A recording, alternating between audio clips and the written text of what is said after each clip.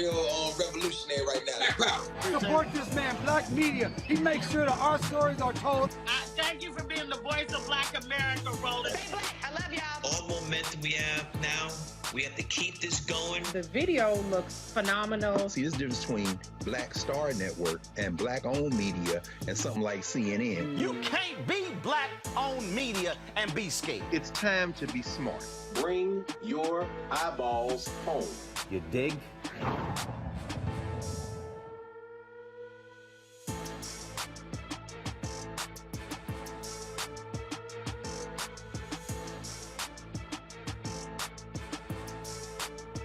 iPhone 13 on us for every customer. Current, new, everyone, to show the love.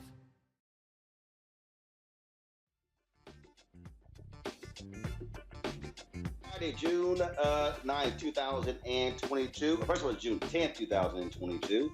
I am broadcasting live from Los Angeles, where I am one of the honorees for the Equal Justice Now Awards, partnering with Ben Crump. So looking forward to doing that later today. But let's get right to what we break it down on today's show on the Black Star Network, folks. Explosive testimony on Capitol Hill last night. Primetime address. 20 million people watched it as Democrats and Republican Liz Cheney laid out the role that Donald Trump played in instigating, leading the insurrection, the attempted coup to overthrow the results of the 2020 election.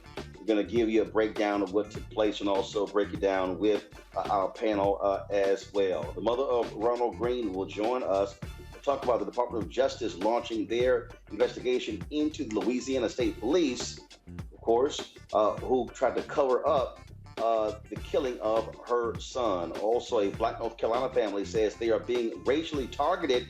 2 homes belonging to the Judge family have been burned down. We'll talk to a family member about that situation. Plus, Marines getting their first Black 4-star general. And Jamaicans are moving forward with kicking Queen Elizabeth to the curb. She will no longer be the head of government for Jamaica. Folks, it's time to bring the funk. I'm Roland Martin Unfiltered, streaming live on the Black Star Network. Let's go. He's got it.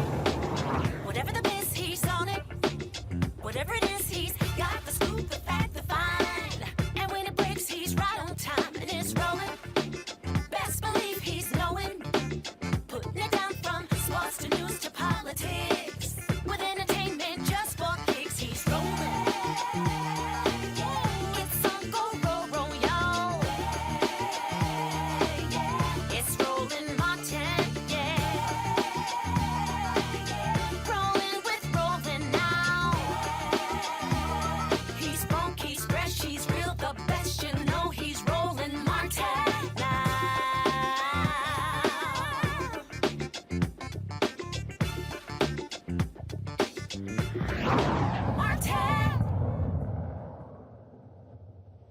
I'm from a part of the country where people justify the actions of slavery, the Ku Klux Klan, and lynching.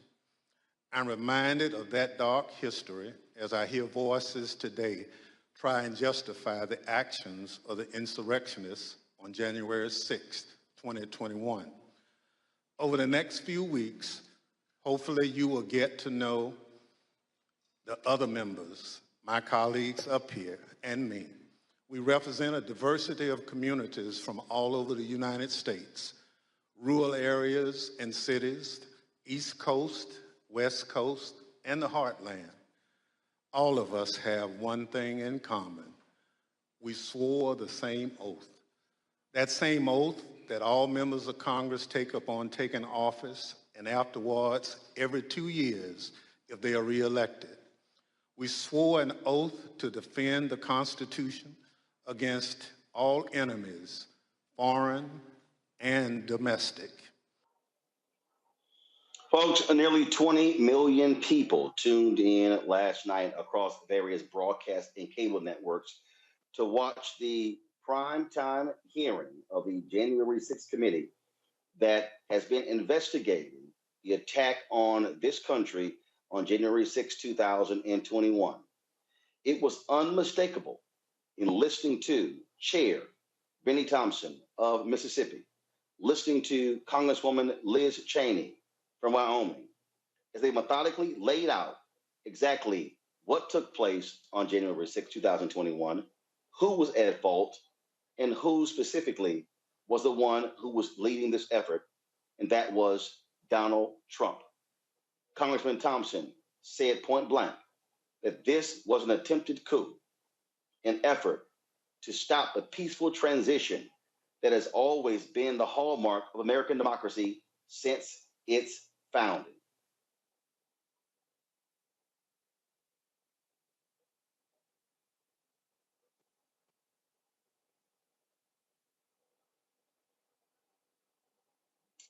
Folks, again, so we should have another Congressman Thompson.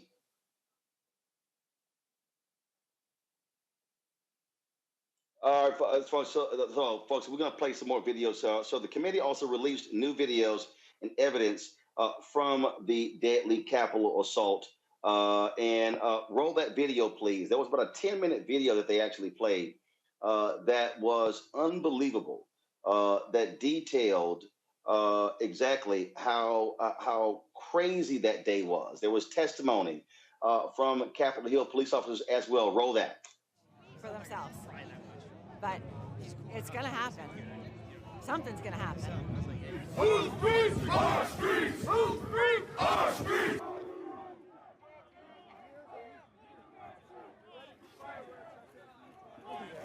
Hurt you. We are on your side. Don't make us go against you. Understand the side. Pick a side. These are our streets. $20 a picture. I hope Mike is going to do the right thing. I hope so. I hope so. Because if Mike Pence does the right thing, we win the election.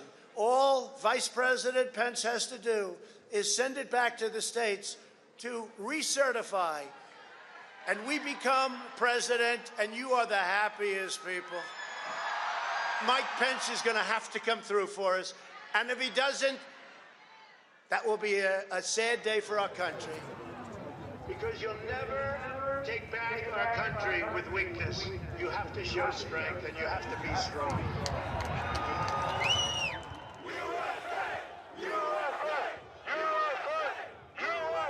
Cruiser 50, it does look like we're going to have an ad hoc march stepping off here.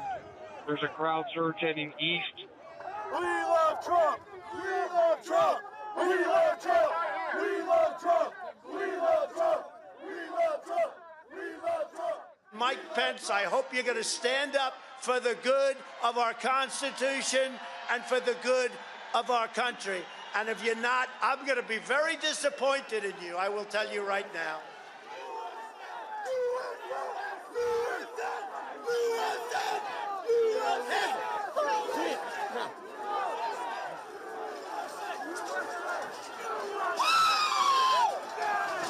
Get back, ladies! Get back, ladies!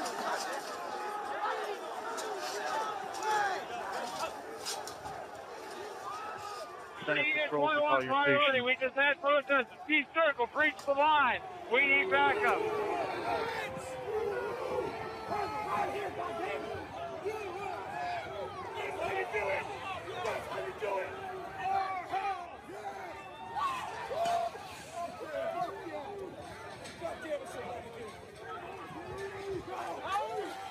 Madam Speaker, the Vice President and the United States Senate.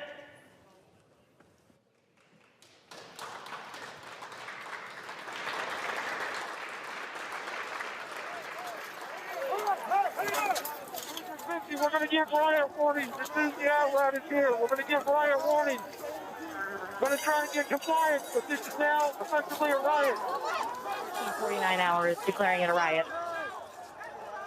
Cruiser 5 to 50, be advised, Cal Police 1 advised they're trying to breach and get to the Capitol. Yeah, copy.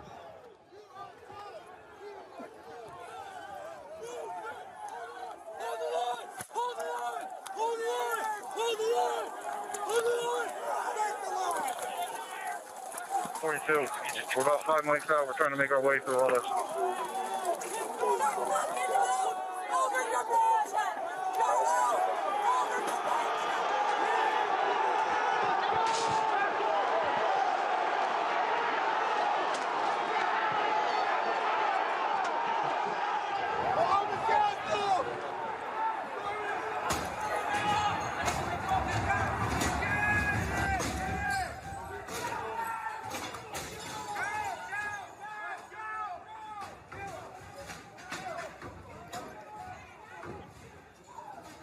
We have a breach of the Capitol. Breach of the Capitol to the upper level. Be advised, they're requesting additional resources on the east side as they've broken into that window and they're trying to kick it in.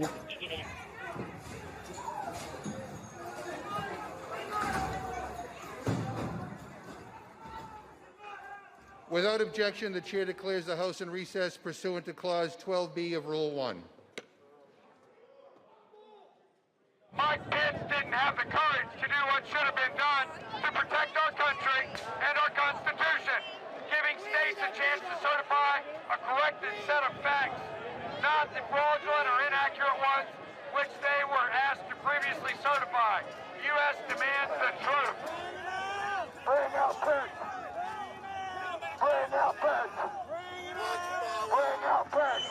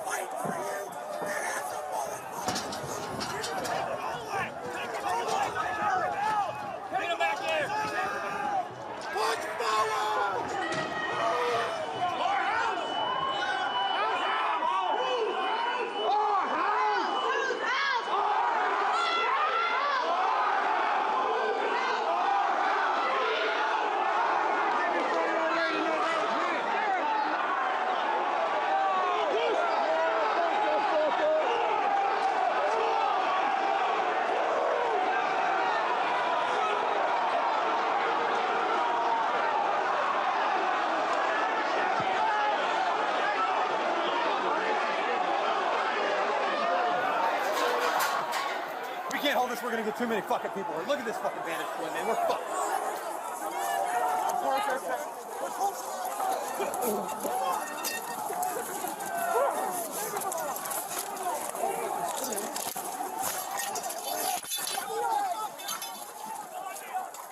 We need an area for the House members.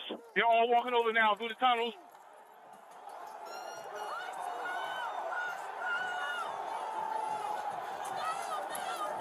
We're trying to hold the upper deck. We're trying to hold the upper deck now. We need to hold the doors of the Capitol.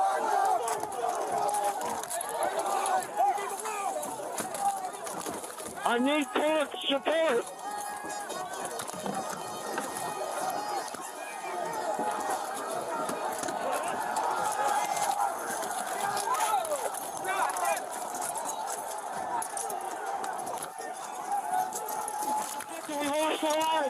We lost the line. All MPD, step back. All MPD, step back up to the upper deck. All MPD, step back to the upper deck. ASAP.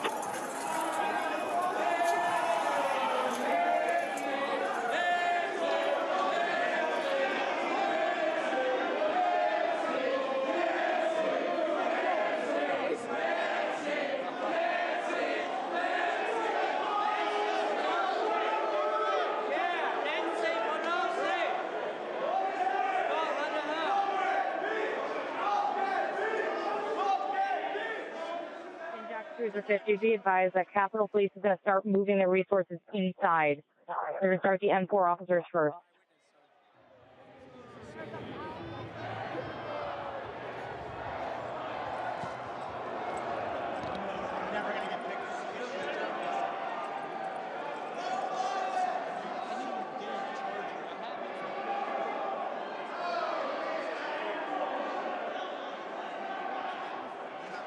Okay, H208 with 4 members. The door's barricaded. There's people flooded the hallways outside. We have no way out. In fact, officers still remaining on the House floor, on the third floor, to use the subways themselves. It's time to evacuate so we can secure the members on the other side. Copy. It's up to us people now, the American people. What are you ready to do? One more time. What are you ready to do? And whatever it takes, I'll lay my life down if it takes. Absolutely. That's why we showed up today. Bring her out! Bring her out here! Hey! We're coming in if you don't bring her out! Fuck you, you son of a bitch! Come back now.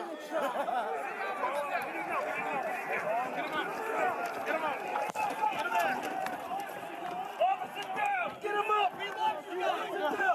Get him up! Hold up! Get him up!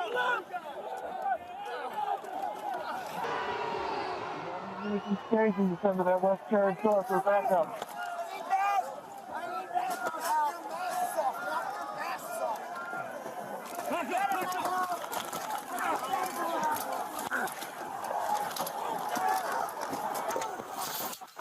They were peaceful people. These were great people. The crowd was unbelievable. And I mentioned the word love. The love in the air. I've never seen anything like it.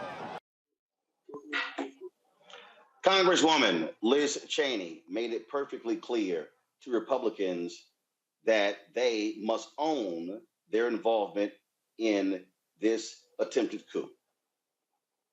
In our country, we don't swear an oath to an individual or a political party. We take our oath to defend the United States Constitution, and that oath must mean something. Tonight, I say this to my Republican colleagues who are defending the indefensible. There will come a day when Donald Trump is gone, but your dishonor will remain. Tonight and in the weeks to come, you will see evidence of what motivated this violence, including directly from those who participated in this attack. You will see video of them explaining what caused them to do it. You will see their posts on social media. We will show you what they have said in federal court. On this point, there is no room for debate. Those who invaded our Capitol and battled law enforcement for hours were motivated by what President Trump had told them, that the election was stolen and that he was the rightful president. President Trump summoned the mob, assembled the mob, and lit the flame of this attack.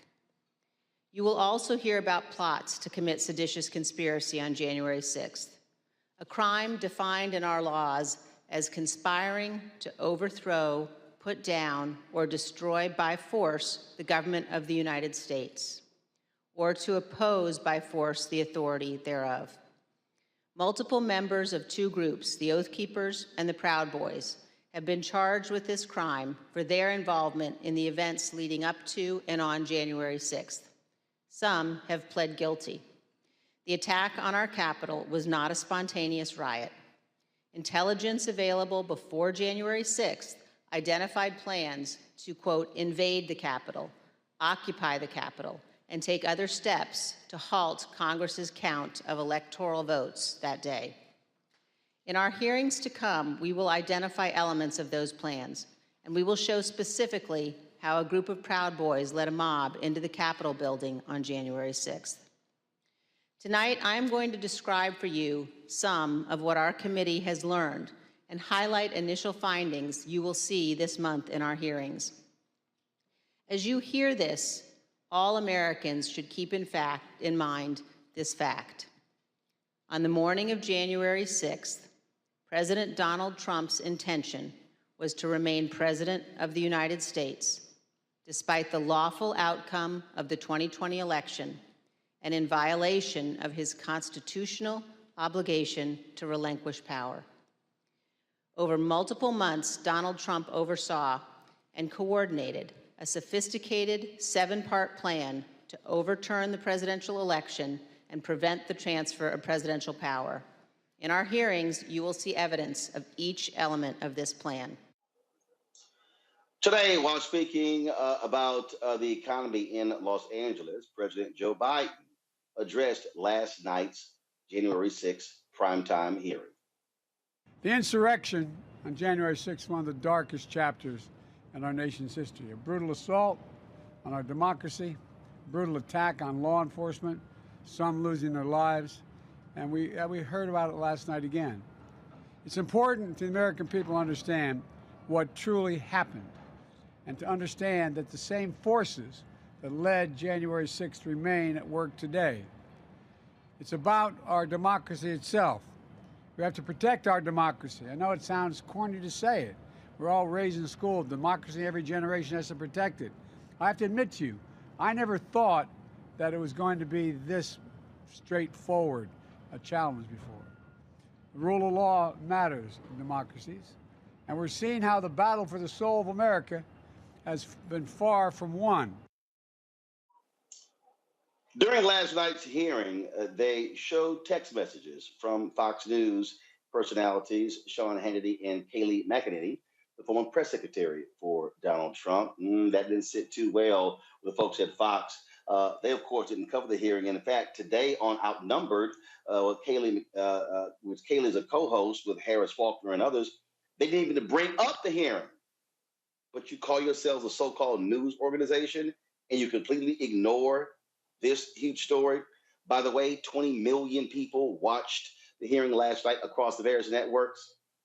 So the folks at Tennessee Holler put this video together to show you the contrast of the lies being told on Fox News and the reality that we heard last night in the hearing. Watch this.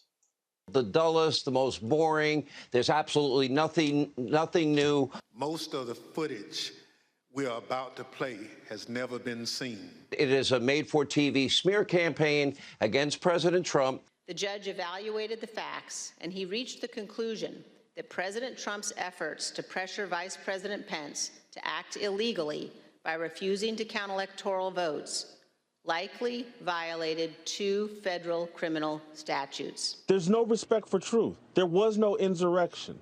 There was a riot, a small one, that got a little bit out of hand. Leaders on Capitol Hill begged the president for help, including Republican leader McCarthy, who was, quote, scared, and called multiple members of President Trump's family after he could not persuade the president himself. But this was not an insurrection. And whatever it takes, I'll lay my life down if it takes. Absolutely. That's why we showed up today. The whole thing is insulting. In fact, it's deranged. And aware of the rioters' chance to hang Mike Pence, the president responded with this sentiment, quote, maybe our supporters have the right idea. Mike Pence, quote, deserves it. Why didn't they lift a finger with all the intelligence they had ahead of time to protect the Capitol, to protect every elected official? Not only did President Trump refuse to tell the mob to leave the Capitol, he placed no call to any element of the United States government to instruct that the Capitol be defended. You might get an insurrection if you behave like that. Speaking of insurrection. This peaceful transfer of power has been honored by every American president, except one. I absolutely love how those folks can just sit there and lie. And what an idiot Jason Whitlock is. I mean, first of all, you know you don't have any credibility if the one person you want to call for analysis about January 6th is Jason Whitlock, truly one of the dumbest people in America. Let's talk about this with Melanie Campbell. She is the president and CEO of the National Coalition on Black Civic Participation for Washington, D.C. Also joining us is Kelly Bethea, communications strategist, Michael Imhotep, host of the African History Network, Terrain Bailey, attorney. Glad to have all 4 of you with us. Melanie, I want to start with you. We laid this whole thing out. First of all, it was an incredible 2-hour hearing. Just your assessment of what you heard and saw last night. Well, Roland, clearly, first of all, I think that, first of all, I'll give you a shout out. Heard you about getting that award. I want to stop before I don't get a chance. Well deserved. But at the end of the day, I think what was most riveting to me was actually the videos where you could really feel the riot, the insurrection. We saw tapes before and we thought we had seen the worst of it, but you could feel that what was happening in a very different way by the fact that the documentarian was able to actually to show that, and they were in the midst of the bowels of that riot. And it just did something to everyone that I spoke to said the same thing today. But I think what Congressman Thompson and did with the hearing last night really just makes it clear. Donald Trump is responsible for trying to overthrow the government of the United States so that he can stay in power. And the question, and also the teasers to let us know that more is coming for those Congress people who, some of them were definitely involved in it as well. We know about the Proud Boys and all of that, but there were also Congress people involved. Well, what was interesting in the testimony, Terrain, to hear them say that Republican members of Congress sought out pardons for their action on January 6th. They even named Congressman Scott Perry. He tweeted, "Oh, he never did such a thing." But for them to actually name check him says they've got the proof.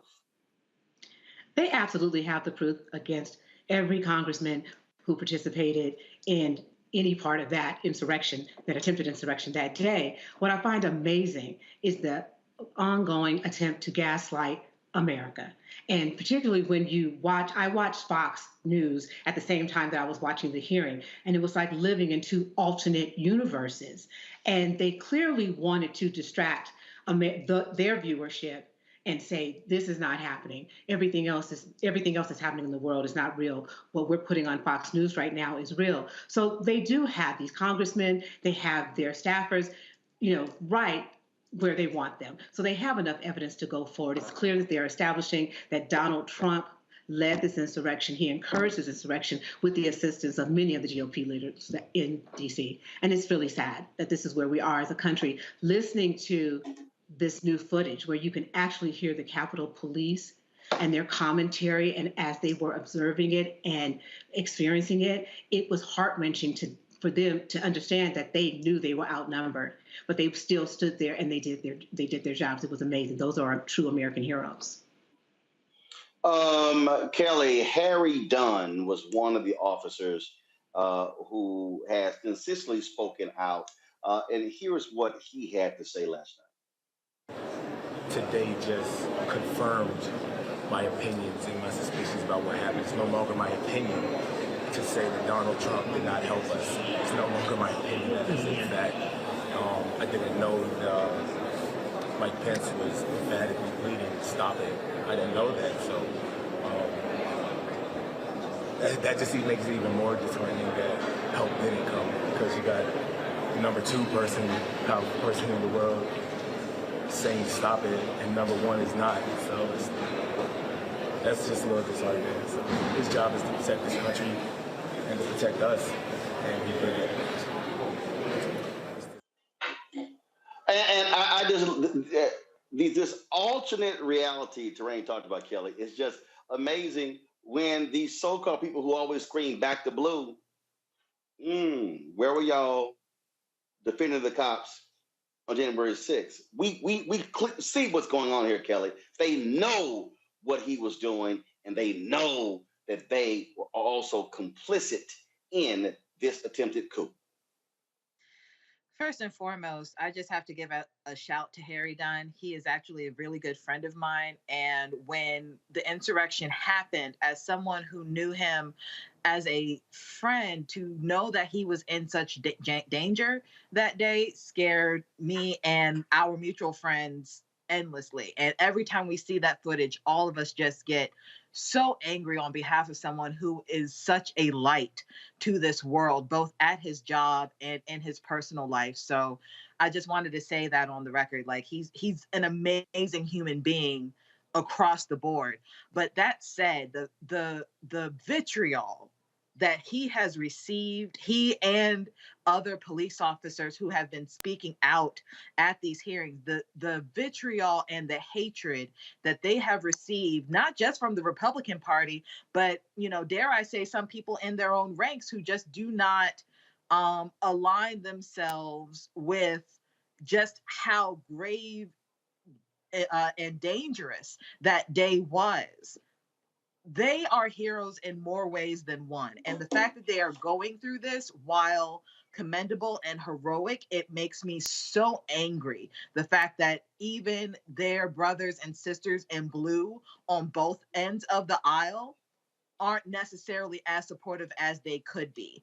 And I hope that not only the hearings that we are going to be seeing for the next couple weeks, from my understanding, they're going to be telling the truth, right? But I'm just glad that it's not just telling the truth to the world, but it's on the congressional record that what they went through was literally fighting treason. They were literally fighting domestic terrorists that day.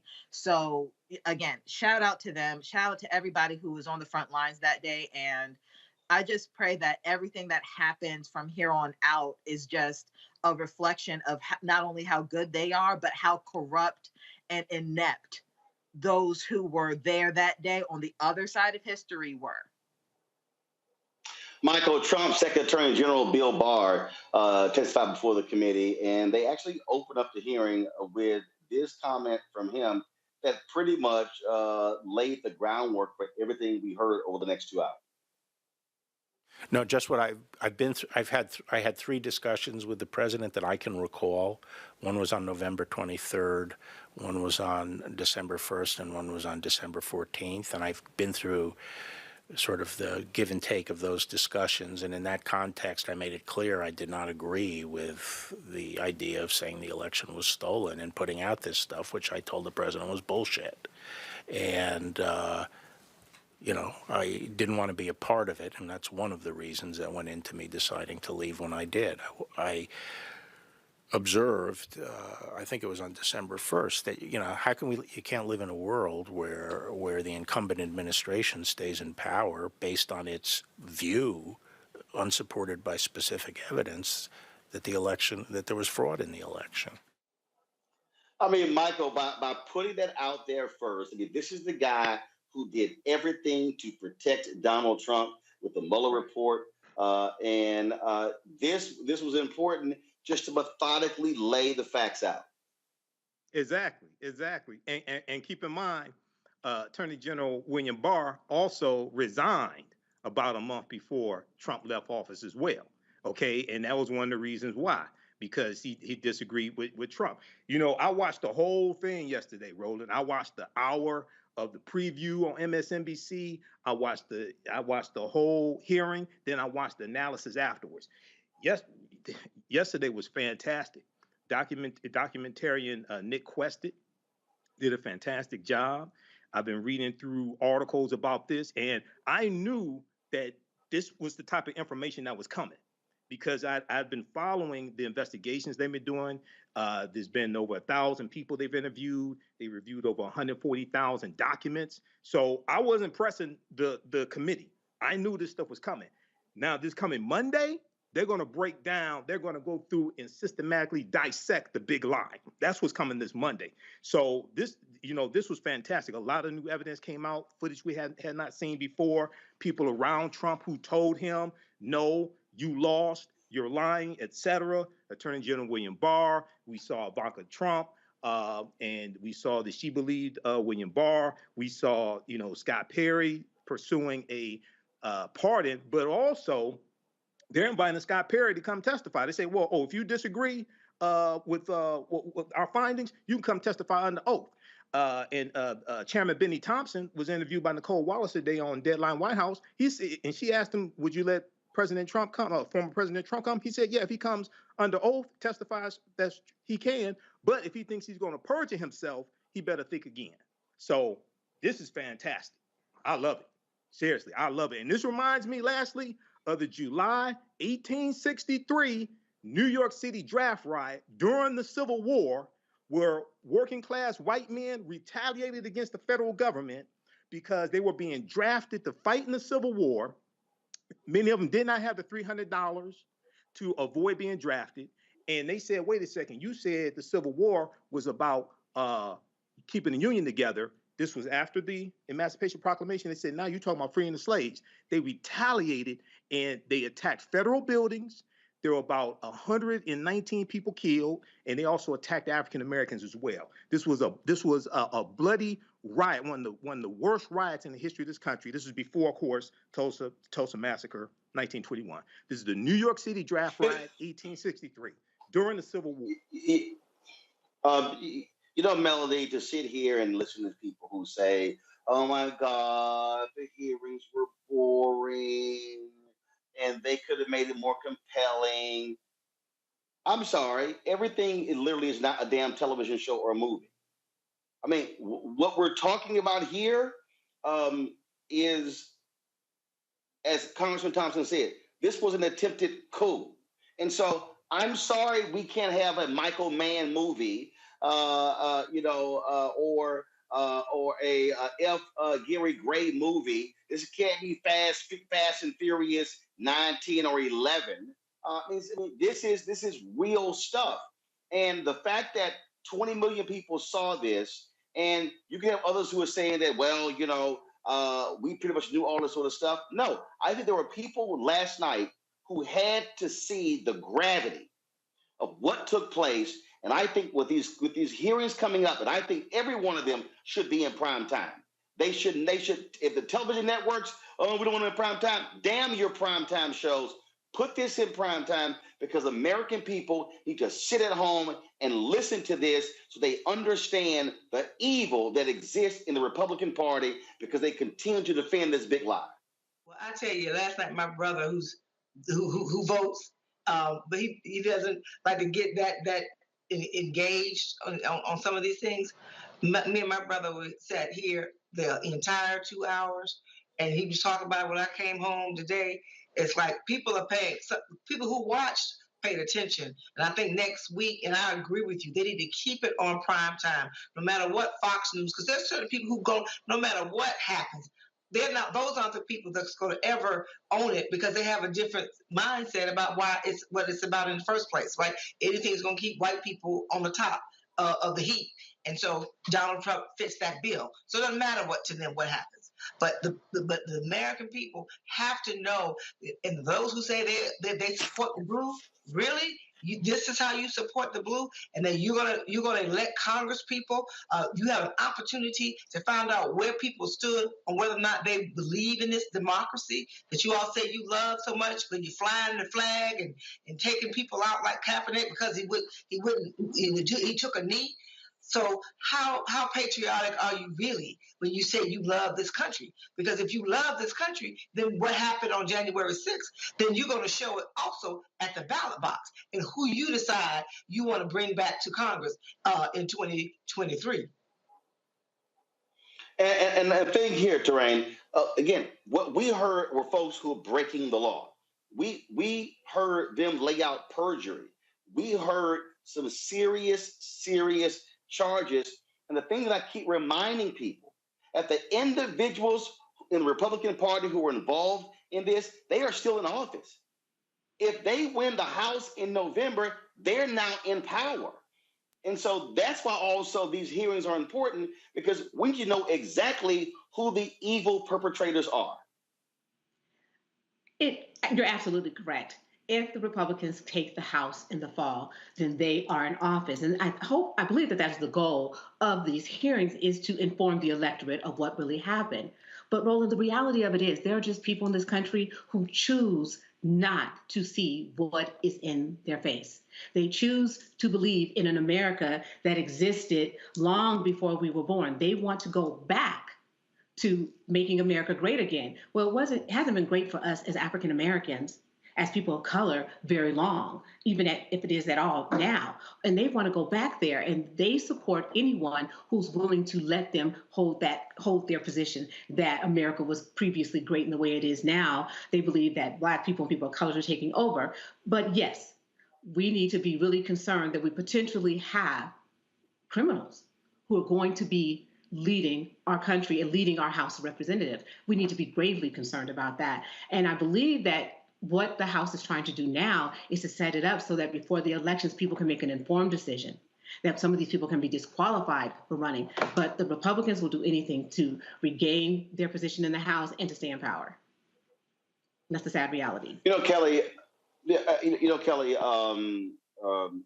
again, as I just sat there and I listened and saw the video and heard the testimony, all I could think about were the constant lies that we kept hearing coming from the White House. And as they laid out what they're going to, unfold in the next hearings, it's going to be make it perfectly plain. And I tweeted this, and I said, we should never forget that when the Ari Fleischers of the world wrote a column expressing why he supported Donald Trump in 2020, when Governor Chris Christie, when Jack Nicklaus, when Geraldo Rivera, when James Baker, when all these Republicans stood by this man, they were supporting this. This is the same man before January 6th and after January 6th. And the Republican Party is in lockstep with him. And so this, to me, these hearings, it is drawing a line. And it's going to expose anybody to say, if you still stand with this man, you are absolutely on the side of evil and not on America. You are not a patriot. It is not about principle. You don't have morals or values. If anybody after this stands with Donald Trump or any Republican who defends this crap, then we should make sure none of them ever see the light of day when it comes to public office. I couldn't agree with you more. This hearing for me is really just a revelation, so to speak. It is literally shedding light on the shadows that we knew existed for the 4 years that Trump was in office. And the insurrection was really just the icing on the crappy cake of all the corruption and all of the cronyism and all of the ineptitude that was the Trump administration. What I appreciate the most about these hearings is the fact that, like you said, everything's laid out on the table now. And you will not have a choice but to be on one side of history or the other. You're either going to align yourself with domestic terrorists or you're not. You're either going to align yourself with the cult leader or you're not. And right now, what we're seeing in the footage of people like Bill Barr and the others that we saw last night, it's, yeah, I'm following a cult leader, but here's why. And they're trying to mitigate or really just straddle that line. We cannot afford any more line straddlers now. The Republican Party is already in the realm of a cult-like mentality. So again, like, either you're going to align yourself with this or you're not. And what the hearing is doing is showing you exactly who's on the right side of history. Like, you are seeing who in the Trump administration and others are going to be considered domestic terrorists and who are actually going to be considered patriots. Now, the American people can do with that what they will. Hopefully they open their eyes to the crap that we've been going through, but at least now it's on the record. At least now it will be nothing but willful ignorance from here on out. You cannot say that you didn't know because it's been in your face now this entire time. And that's it, Michael. I mean, there are no more excuses. And this is where we get to say who you with. Who you with. Because if you continue, when the Jim Jordans of the world and Kevin McCarthy keep saying, oh, this committee, they're illegal. See, that's all hype. No. You now have to explain away, Kevin McCarthy, the video of your staff scurrying out of the office as they were coming. So you call the committee illegal, yet your staff was scared for their lives on that same day. In fact, if I'm with his staff, I could not work for that man after what he has been doing, trying to discredit this hearing. I mean, sorry, this committee. Well, Kevin McCarthy was calling the White House trying to get Trump to call off his goons, trying to get Trump to call off his domestic terrorists. This is how spineless these Republicans are. These are traitors. This is how spineless these people are. And this is it. This is an example of how elections have consequences, because the reason why Benny Thompson is chairman of that committee is because people went out and voted, especially African Americans, and Democrats have control of the House. Okay. Now, also, when you talk about these traitorous Republicans, we have to keep in mind, when we look at how they vote, they consistently vote against our own interests. And just a couple of weeks ago, all the Republicans, except for one, Adam Kinzinger, all of them voted against the Domestic Terrorism Prevention Act in the House of Representatives. I wonder why. Because you know, if the Domestic Terrorism Prevention Act passes and 47 Republicans in the Senate voted against it as well, you know that was going to specifically target domestic terrorists, neo-Nazis, and white supremacists, and they know their asses would be busted. This is why every last one of those traitors, keep in mind, 147 of those traitors voted not to certify the 2020 presidential elections. 139 in the House, and I think it was 8 in the Senate. All those traitors have to be dealt with. All of them have to be voted out of office, and then hopefully they'll be prosecuted to the fullest extent of the law. And, you know, treason is defined by Article 3, Section 3 of the U.S. Constitution, and we know what the penalty for treason is also. Melanie, final comment on this topic here. There were a number of conservatives, Republicans, who tried to, yesterday and today, it's about inflation. And yes, the report came out showing what inflation is, saying that's the only thing people are going to be focused on in November. I disagree. I disagree. I think people are going to be voting on this issue. I think they're definitely going to be voting on the issue of guns. They're going to be voting on the issue of Roe v. Wade, depending upon what the Supreme Court decision is. And so the economy certainly is a critical issue. But I think what this hearing, when all these hearings have run its course, it is going to be damning for the entire Republican Party.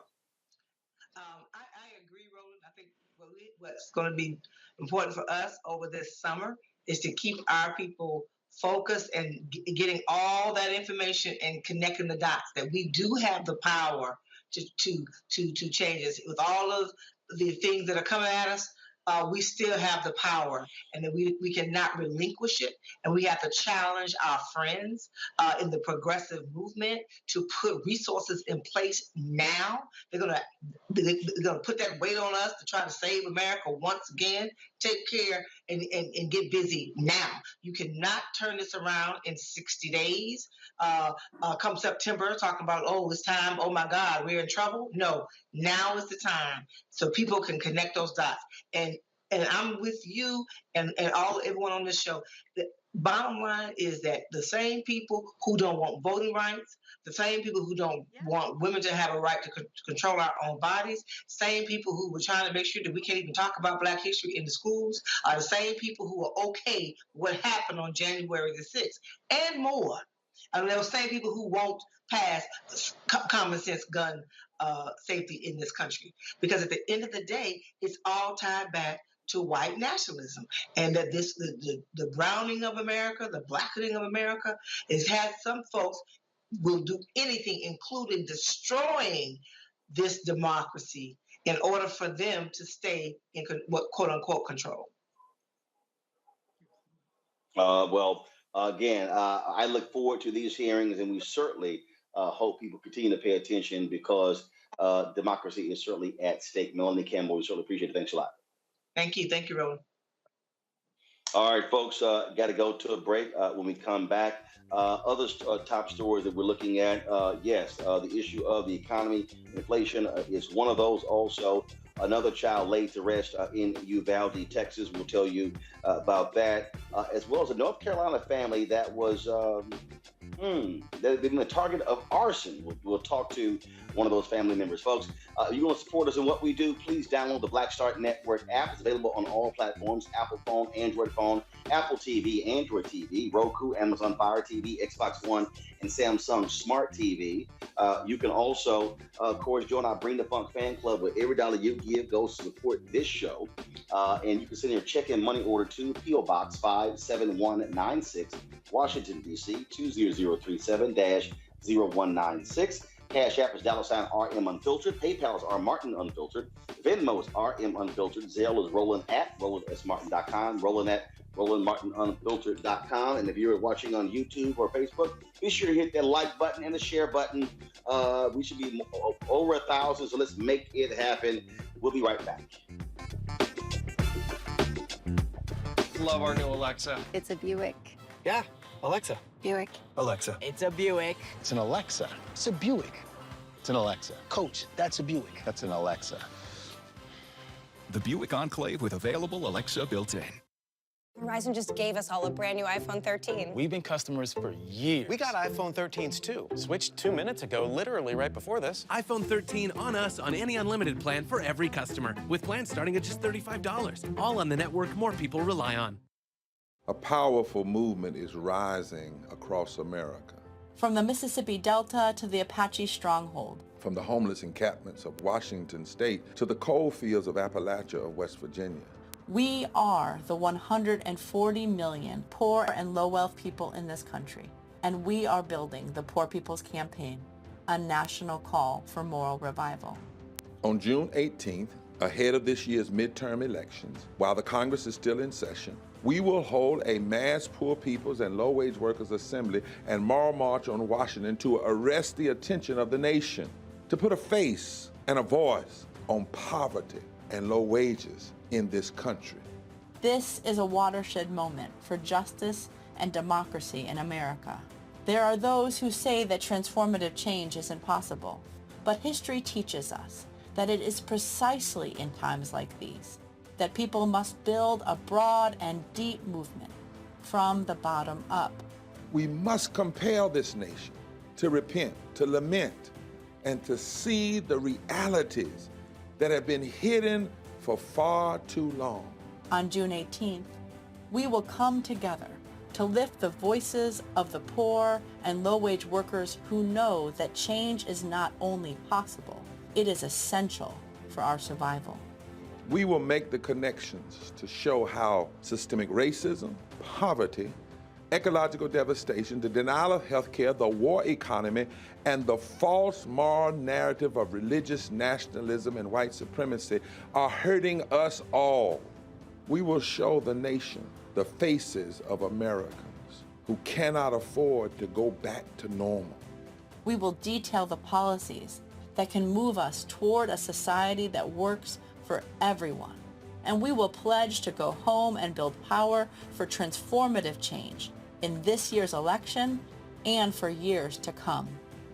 Because the question should have never been, how much will it cost to address poverty? The real question is, how much is it costing us not to? Somebody's been hurting our people. It's gone on far too long. And we won't be silent or unseen anymore. Join us in D.C. on June 18th. Build with us for a third reconstruction in America. Visit poorpeoplescampaign.org.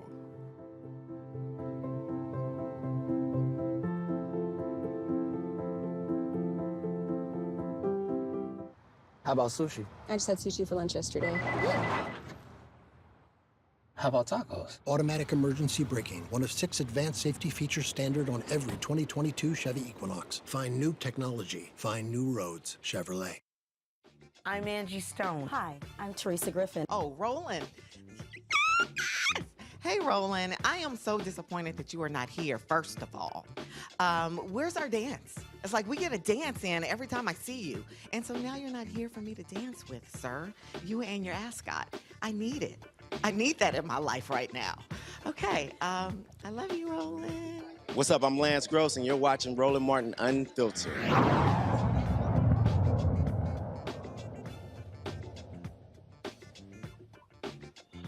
A black family in North Carolina has to rebuild 2 of their homes that were destroyed by arson. The Judge family, very much involved in community service and social activism in Duplin County, believe they are being targeted because of their race.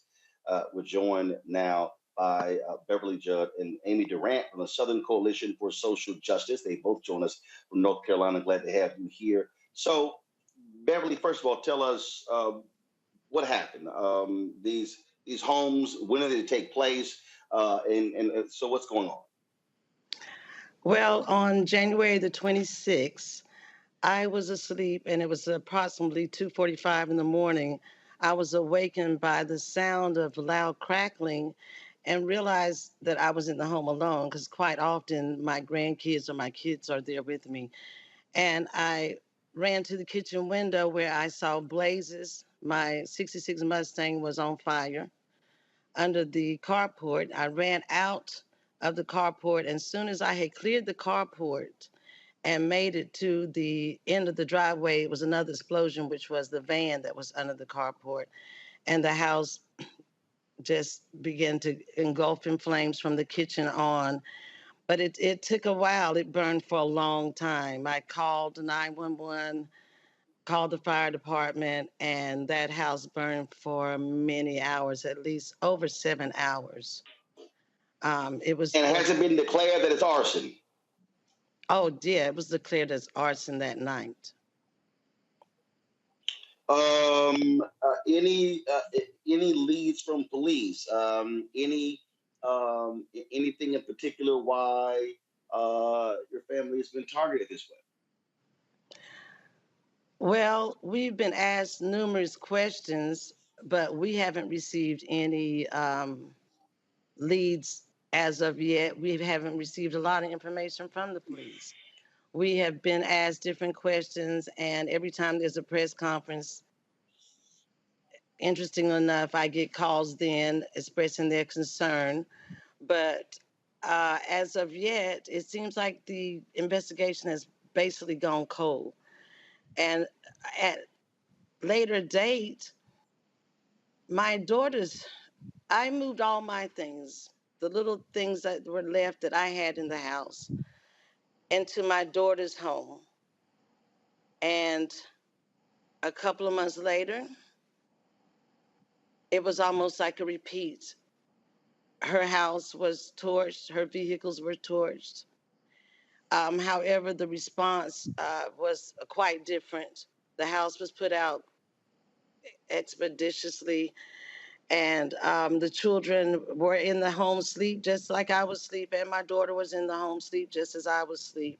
However, they got out just as I did, but they were met with a lot more compassion, and the fire was put out much quicker. Amy, what do you think is going on here? Well, I think it's clear that the family is being targeted, and we don't know why yet. We wish we had more information at this point. But the stories that I've heard about the law enforcement reaction in Duplin County have been very concerning, to say the least. Now, as Beverly mentioned, the reaction in Jacksonville has been slightly different, and there are now more eyes on the situation. So if the same person is responsible, which we believe the same person is responsible for both arsons, then hopefully we can get some more information now. What do you hope, what role can the public play in this? My hope sorry, go ahead, Beverly. Well, I just want people to start speaking up.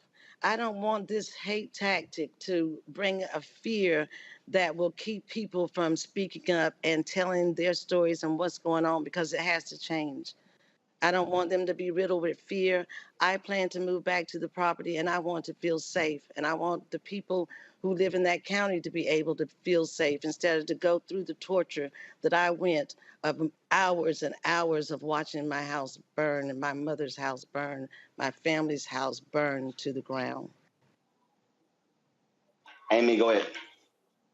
I completely agree with what Beverly had to say, and I'll also add that the Southern Coalition for Social Justice has been working very closely with local NAACP leaders on this, and that NAACP leaders have heard from other community members that other Black families in Duplin County have experienced, not to the extent that the Judge family has, but has experienced similar responses from law enforcement when they've been the victims of crime. All right, then. If people have any information, or if they can assist, is there a website? Is there anything set up there, Rebecca? Or Amy? Yes, there is a website. So our website, the Southern Coalition for Social Justice, has a section that's dedicated to this issue, so they can go to our website. Beverly, is there anything you'd like to add to that? I would just like to encourage people to speak up and to know that we are, in fact, going to rebuild. And I appreciate the support of the churches and the community that have been supportive to us. and to know that we are appreciative to them and that we're going to help to build an economic strength in our community and help our other neighbors that are supportive and that want to feel protected. We are fighting for you as well as you are fighting for us and our support. And there are 2 GoFundMes. There's one for my home and my mother's home, family home, and there's also one for Aisha Bullock, my daughter's home. And that will be listed. I'm sure Amy can give information on that as well, that people can reach out and support. And I'd like to thank all of those that have supported with us thus far. All right, then. Beverly and Amy, we surely appreciate it. Thank you so very much. Thank you. You know, Terrain, what this story underscores is what continues to happen to African Americans in this country. When the Senate, when Rand Paul was holding up the anti-lynching bill, part of that is because the Republicans who did not want the notion of hate crimes to be expanded. And a lot of people, especially those people out here running their mouths saying, oh, we don't have any, anti-black, we don't have any legislation to protect black folks. Well, the James Byrd Act actually is part of that. Again, what happened after Buffalo was a domestic terrorism bill passed in the House. It's being stalled in the Senate. So you actually have those things there. But that's why the anti-lynching bill is important, because, again, things like this, hate crimes, fall underneath those bills. Absolutely. All hate crimes, domestic terrorism will fall under this bill. But that's not what certain people in our country want to happen. They don't believe that this is a real issue. They believe that these are isolated incidents involving people of color and our families, but they are very real. Our families are being targeted, and we don't have the laws that are strong enough to really protect them. By enacting these type of laws, that would mean that our police, that our government would actually have to take some of these right nationalist organizations on.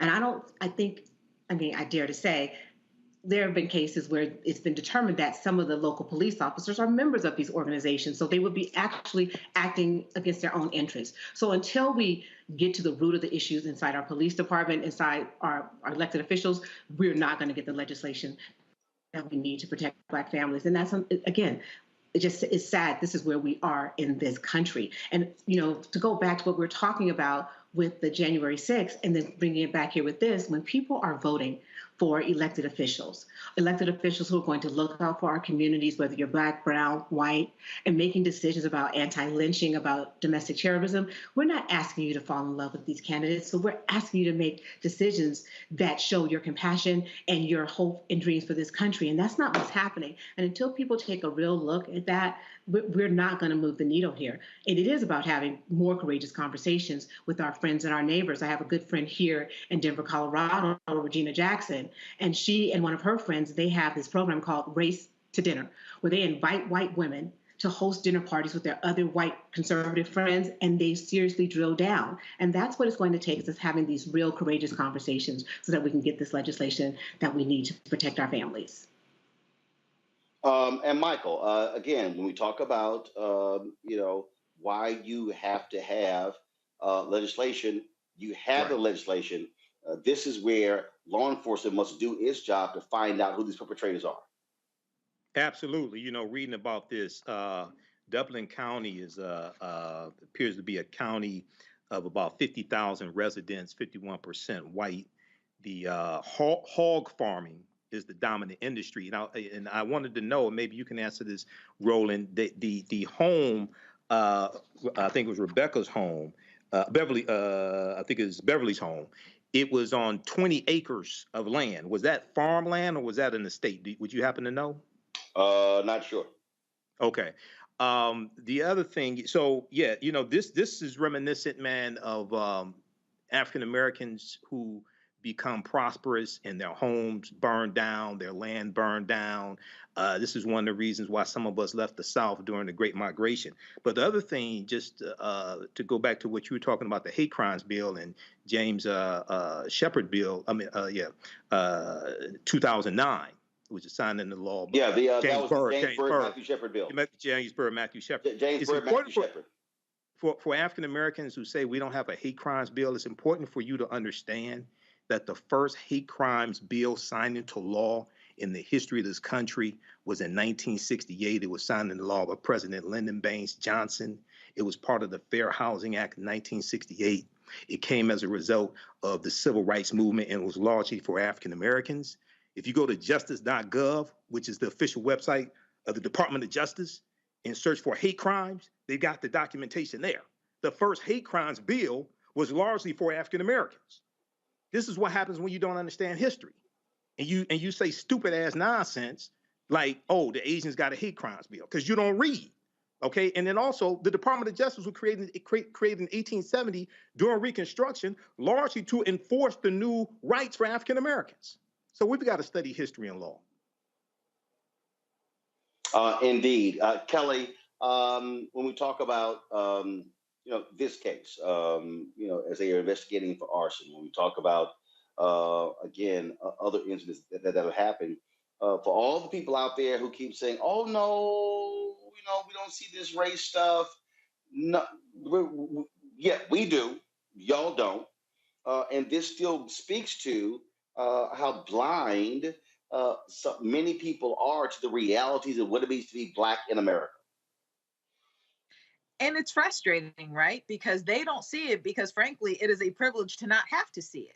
If you aren't able to see the racism that's going on in this country, in my humble opinion, it's because you choose not to, because it is obvious. And the fact that you don't see it in itself is a privilege. But incidents like this really frustrate me, and I'm sure everyone else, but the bar for what constitutes a hate crime is so incredibly high that even when it's obvious, you still have to jump through God knows how many hoops in order to be considered a hate crime in the eyes of the law. And that goes back to since hate crime bills have been in existence, right? Because of the racism in this country, they want the scrutiny to be so high so you can get away with more crap. And it reminds me of a couple years ago here in the DMV, Maryland specifically, a Bowie State senior. He was going to graduate, 3 days after he died. He was stabbed to death by a racist. And if I'm not mistaken, the murderer in that case was not charged with a hate crime, or they tried to charge him and it didn't stick because of the level of scrutiny it took to prove that he was racist in the course of murdering this young Black man, even though his Facebook was full of racial rhetoric, and he was joining groups that were centered on white supremacy and the like. But because he didn't call him an N-word as he was stabbing him, all of a sudden it was just a simple murder. That makes no sense, right? And until we have laws on the books that do not involve you having to say the N-word to somebody in the commission of such an act, we're going to keep having to deal with crimes that frankly should be given higher levels of punishment, but they aren't, because racists don't know when they're being racist. And the people who aren't being quote unquote racist choose not to see racism. And that's the frustration that we deal with. All right, folks. Got to go to the break. We come back. We'll talk with the mother of Ronald Greene to get her thoughts on the Department of Justice's decision yesterday announcing the investigation of the entire Louisiana State Troopers organization that has been rampant with significant problems for the last several years, but especially as relates to the case that deals with her son. That is next on Roland Martin Unfiltered, broadcasting live here in Los Angeles. We'll be right back on the Black Star Network. Verizon just gave us all a brand new iPhone 13. We've been customers for years. I thought new phones were for new customers. We got iPhone 13s too, switched to Verizon 2 minutes ago. Ours were busted, and we still got a shiny new one. Check it out. So wait, everybody gets the same great deal? I think that's the point. iPhone 13 on us for every customer. Current, new, everyone. On any unlimited plan, starting at just $35. All on the network more people rely on.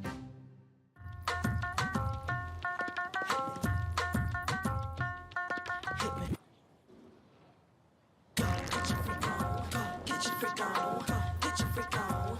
Get your freak on. Get your freak on.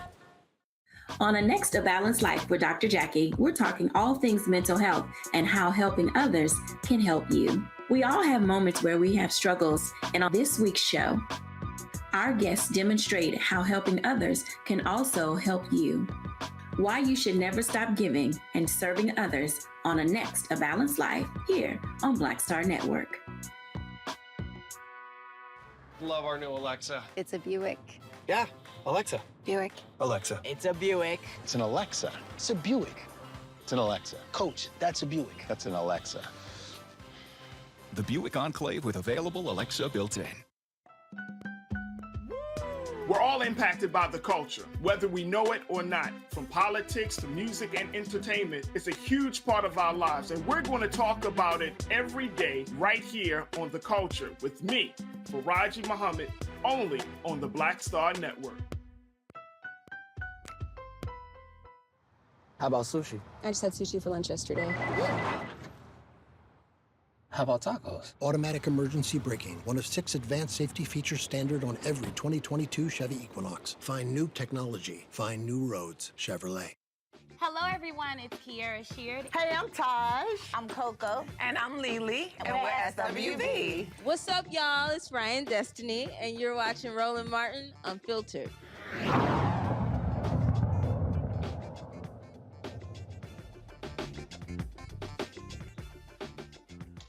Louisiana State Police are now being investigated by the Department of Justice due to numerous cases of excessive force against Black men. One of those cases that has gotten lots of attention in the last 3 years is that of Ronald Greene. He died at the hands of Louisiana State Police in 2019. Now, they initially claimed that he was killed in a car accident, but we later found out that that was not the case, and they were lying throughout. You had cover-up after cover-up by higher-ups in Louisiana State Police, and there were numerous calls. And after protests, and the DOJ yesterday decided that they are going to investigate Louisiana State Police. Ronald Greene's mother, Mona Harton, joins me from Orlando. Glad to have you here. Let's talk about at the White House a couple of weeks ago, the signing on the signing of the executive orders dealing with police reform. That still wasn't enough because, of course, many people still want the George Floyd Justice Act. And in this story, this is a perfect example of how police will protect themselves. They will lie. They will make things up as opposed to being honest about the truth. Yes, and I thank you. What's been happening is just like you said, it can't get any more clear than what it is. We've come this far, and my family is one of thousands who are waiting for a voice and opportunity. What's been happening, we've been waiting forever for it. I can't say enough that as long as we keep traction and the momentum is what we all just pray for. Someone to just listen to us. I can't even believe that we have to keep shouting. We have to keep talking and keep the noise up to recognize the killing, the genocide that's been going on throughout the United States. It angers me to speak on this level. What does it take to recognize the murder of a man? Any other time you recognize what's going on out there, but why is it that you have deaf ears and blind eyes to the killings of Black and brown communities? It angers me. The DOJ announcement yesterday, there were numerous organizations that have been pushing for this.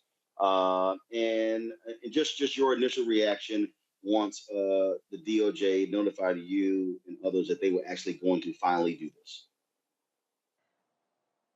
It's I was all over the place. Emotionally, I was all over the place.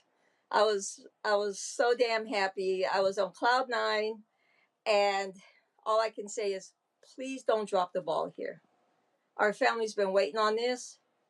Do a good job. Please be of integrity. Just move forward. Let's keep doing this. Uh, I'm just so elated. I'm so happy. And in the same breath, I'm like, please don't drop the ball. There shouldn't be any more ifs. We need to recognize what's going on, and let's fix this. This is the one chance that Louisiana has to clean its act up. The dismantling needs to be done. It's no other way of sugarcoating what's going on. Terrain, this is precisely why African Americans have always looked to the federal government, because we've not been able to trust that the state is going to do what is right and just. Absolutely. Families and our communities, if it wasn't for the federal government, we wouldn't have these investigations consistently, time and time again. Local governments look at their own, and then they declare no harm, no foul. The officers were acting within the scope of their duties. It's not until the feds get involved that we have an opportunity to really drill down and see what's going on. I mean, we saw what happened in Savannah, down in Georgia with Ahmaud Arbery.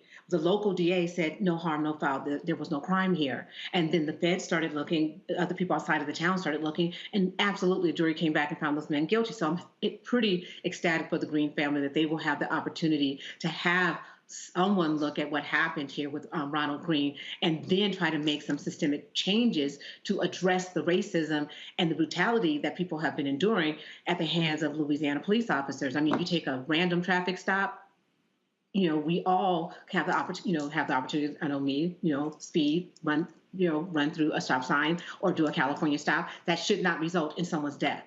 There is no reason. So hopefully this investigation will lead to new change in Louisiana. But my question is, how many investigations do we have to have in this country at the federal level before we make widespread change in our police department, beginning at the federal level, where our Congress does something and says, okay, this is a problem where we have to address because we have investigation after investigation, but we still have more dead bodies. And Mona, on that particular point, that's what really they just straight lied as to what happened. I mean, they just how do you go from, it was a car accident to being viciously beaten? Exactly. That's what we've said. We screamed it at the top of our lungs. You see it. When I first saw the video of my son, I saw they meant to kill him. For whatever reason, my son wasn't going to walk away. I said that at the very beginning, and it's something that I can't take. When I see my son, I wanted to see my son take his last breath, and the fact that I saw they had no mercy on him, and my son wasn't that type of a man. He cared for no matter what. And all I can say is, God's got my son. God's got my son. How they took him and how brutal they were. What makes me move forward is just knowing that he's with the Lord, and I have to think like that. I have to. But for what I'm doing here, there's no stopping. And I cannot sleep until I have justice on those that put their hands on my son and the cover up. It's just like you said. There's no other way you can paint this picture. You can't sugarcoat it. It shouldn't be sugarcoated. You shouldn't have to go through it piece by piece, dismantle it, just because there's a cover up here. There's a damn cover up. And every damn piece of it to be revealed. People need to pay. And until you make an example of those who has condoned this and continues to condone it, because it didn't start with Ronnie and it's been going on since Ronnie. And if we don't, and it's a shame that if we don't keep up the noise, they will squash it. That's the sad part. Everybody can go. Michael, I was downstairs. I was getting something to eat, and Ben Crump and some other attorneys stopped by, and we were talking, and we talked about the second-degree murder charge placed yesterday in Grand Rapids. And Ben said, well, people need to understand public pressure made that happen. Yes. The reason the Department of Justice moved yesterday was because of public pressure. It was the protest there at State Capitol in Baton Rouge. It was a protest other places in Louisiana. It was Mona and the attorneys coming on this show and others. That's what it took. It took all of that energy for this to actually happen. Exactly, Roland. And first of all, my sister Mona, my condolences to you and your family. I hope you get full justice. I hope the officers are prosecuted to the fullest extent of the law and found guilty if the evidence proves that, which it looks like it does. Roland, I watched the press conference yesterday. I knew charges were coming, second-degree murder charges. I knew charges were coming, and yes, the protests are part of it. The other part of it is voting the right people in the office to act, so you can push them to do the right thing. That's the other part of it. Okay, this Department of Justice here is much different than the Donald Trump Department of Justice. Okay, Department of Justice under Merrick Garland, much different than the Department of Justice of the Jefferson Beauregard Sessions III, who backed off of holding police accountable, who backed off of doing the investigations into the patterns or practices of police departments. Elections have consequences, so protests are part of it, and voting and putting the right people in office and putting pressure on them is the other part of it as well, holding them accountable. Indeed, and Mona, when you were talking about the cover-up, we're talking about superiors. This thing went up the chain of command, and the lies just escalated as it continued. And now, because of the DOJ, they're not just coming in looking at the Ronald Greene case. They now have the capacity to look at any number of cases that stretch back years dealing with the Louisiana State Police. Yes, it's a shame we have to shine it at such magnitude, but it's a good thing, because you're gonna dig up the daggone dirt. You're gonna dig up the filth that they were good. They went to bed night after night knowing that these what was allowed, what was condoned, these killings, these brutalities, the names that they have, when they go out into communities of color just to go and wreak havoc because they wear this badge. It's condoned. And they need to make an example. They need to make an example, because unless we made the noise, where would we be? Unless it was for whistleblowers, for all these activists, ACLU, these news stations, where would we be? Why do we have to go through such magnitude in order to process killers? Condone, state paid, with tax dollar money, killers. Why do we have to go through this? The dismantling is so huge, but it needs to be done. And Kelly, the governor, is going to be testifying publicly about his knowledge of this case as well, because previous reporting showed that he got a call that night about what happened. And for the longest, they acted as if none of these things happened. This is why the investigation is needed, because people have to have trust in. Look, law enforcement can't keep telling us, trust us, if you keep doing stuff that says we can't trust you. Yeah, with stories like this, first and foremost, Sister Mona, you have my sincerest condolences, because no mother should be experiencing the loss of her child, especially in this manner. With that said, we are coming into a reckoning with our relationship with law enforcement, in that constituents and civilians are finally realizing the power that we have as constituents and civilians, in that law enforcement does not have all the power here. And it is because of activists like Mona and other mothers of the movement that we are finally able to, pull back the curtain that has divided law enforcement from regular people for so long, that they've been able to get away with any and everything. But now, because of of people like people like that, we are able to finally not only hold them accountable, but actually have a semblance of justice in the matter and get justice for these victims of people, Black people, who were subjected to the worst type of abuse of power, in that these officers were supposed to be serving and protecting, but because of the history of law enforcement in this country, that didn't apply to Black people. So finally, we are now at a point in our history where we can actually make it apply to everyone equally and equitably. Mona, final comment. I'm sorry?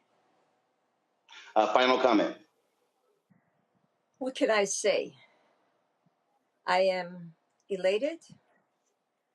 I go through this on the shoulders of everyone who's been here with my family, the good Lord, my Ronnie, all the activists, for everyone who's been here, who knows the struggle, all the families that I've come to meet, love, respect.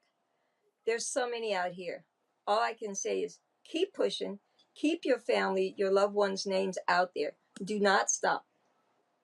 Make those calls to the DOJ, make those calls, and I will send out the email and the phone numbers so that these families can have their voices and their family members out there.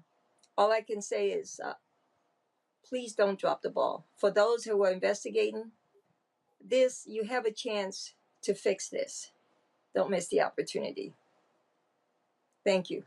Mona Hart, we surely appreciate it. Thank you so very much for always joining us, and we're going to ride this one out to the conclusion. Thank you. Thank you all so much.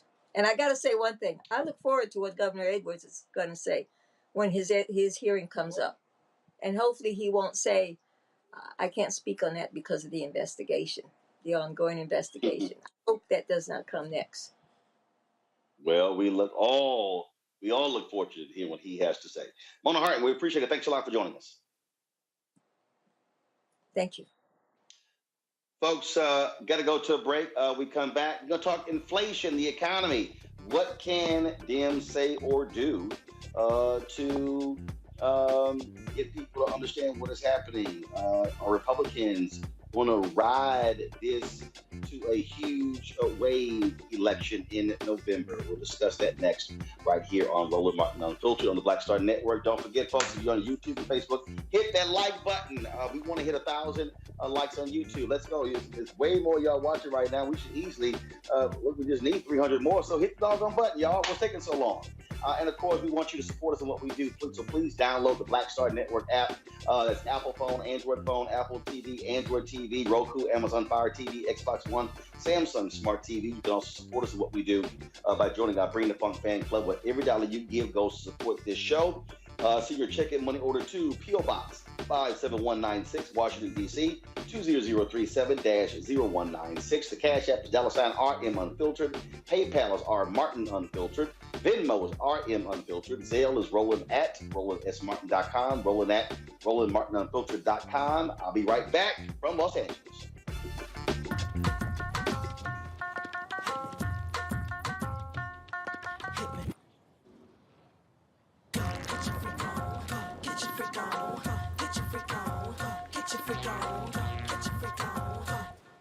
A powerful movement is rising across America.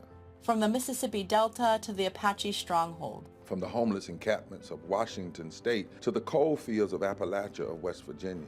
We are the 140 million poor and low-wealth people in this country, and we are building the Poor People's Campaign, a national call for moral revival. On June 18th, ahead of this year's midterm elections, while the Congress is still in session, we will hold a mass poor people's and low-wage workers assembly and moral march on Washington to arrest the attention of the nation, to put a face and a voice on poverty and low wages in this country. This is a watershed moment for justice and democracy in America. There are those who say that transformative change isn't possible, but history teaches us that it is precisely in times like these that people must build a broad and deep movement from the bottom up. We must compel this nation to repent, to lament, and to see the realities that have been hidden for far too long.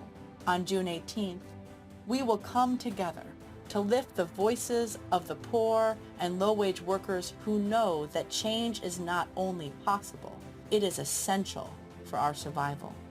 We will make the connections to show how systemic racism, poverty, ecological devastation, the denial of health care, the war economy, and the false moral narrative of religious nationalism and white supremacy are hurting us all. We will show the nation the faces of Americans who cannot afford to go back to normal. We will detail the policies that can move us toward a society that works for everyone. And we will pledge to go home and build power for transformative change in this year's election and for years to come. Because the question should have never been, how much will it cost to address poverty? The real question is, how much is it costing us not to? Somebody's been hurting our people. It's gone on far too long. And we won't be silent or unseen anymore. Join us in D.C. on June 18th. Build with us for a third reconstruction in America. Visit poorpeoplescampaign.org.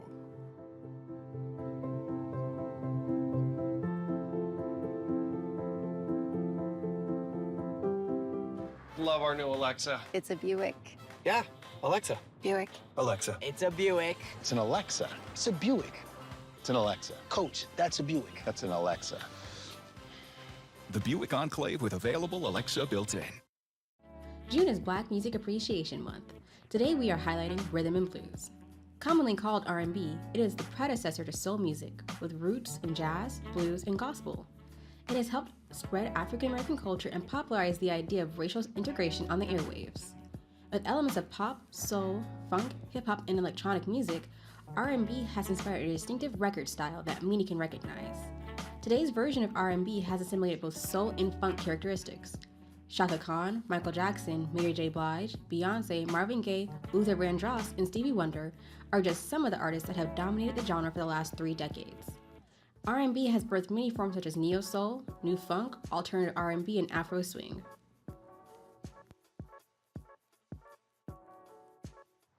How about sushi? I just had sushi for lunch yesterday. How about tacos? Automatic emergency braking, one of 6 advanced safety features standard on every 2022 Chevy Equinox. Find new technology. Find new roads. Chevrolet. Hi, I'm Teresa Griffin. Hi, my name is LaToya Luckett, and you're watching Roland Martin Unfiltered.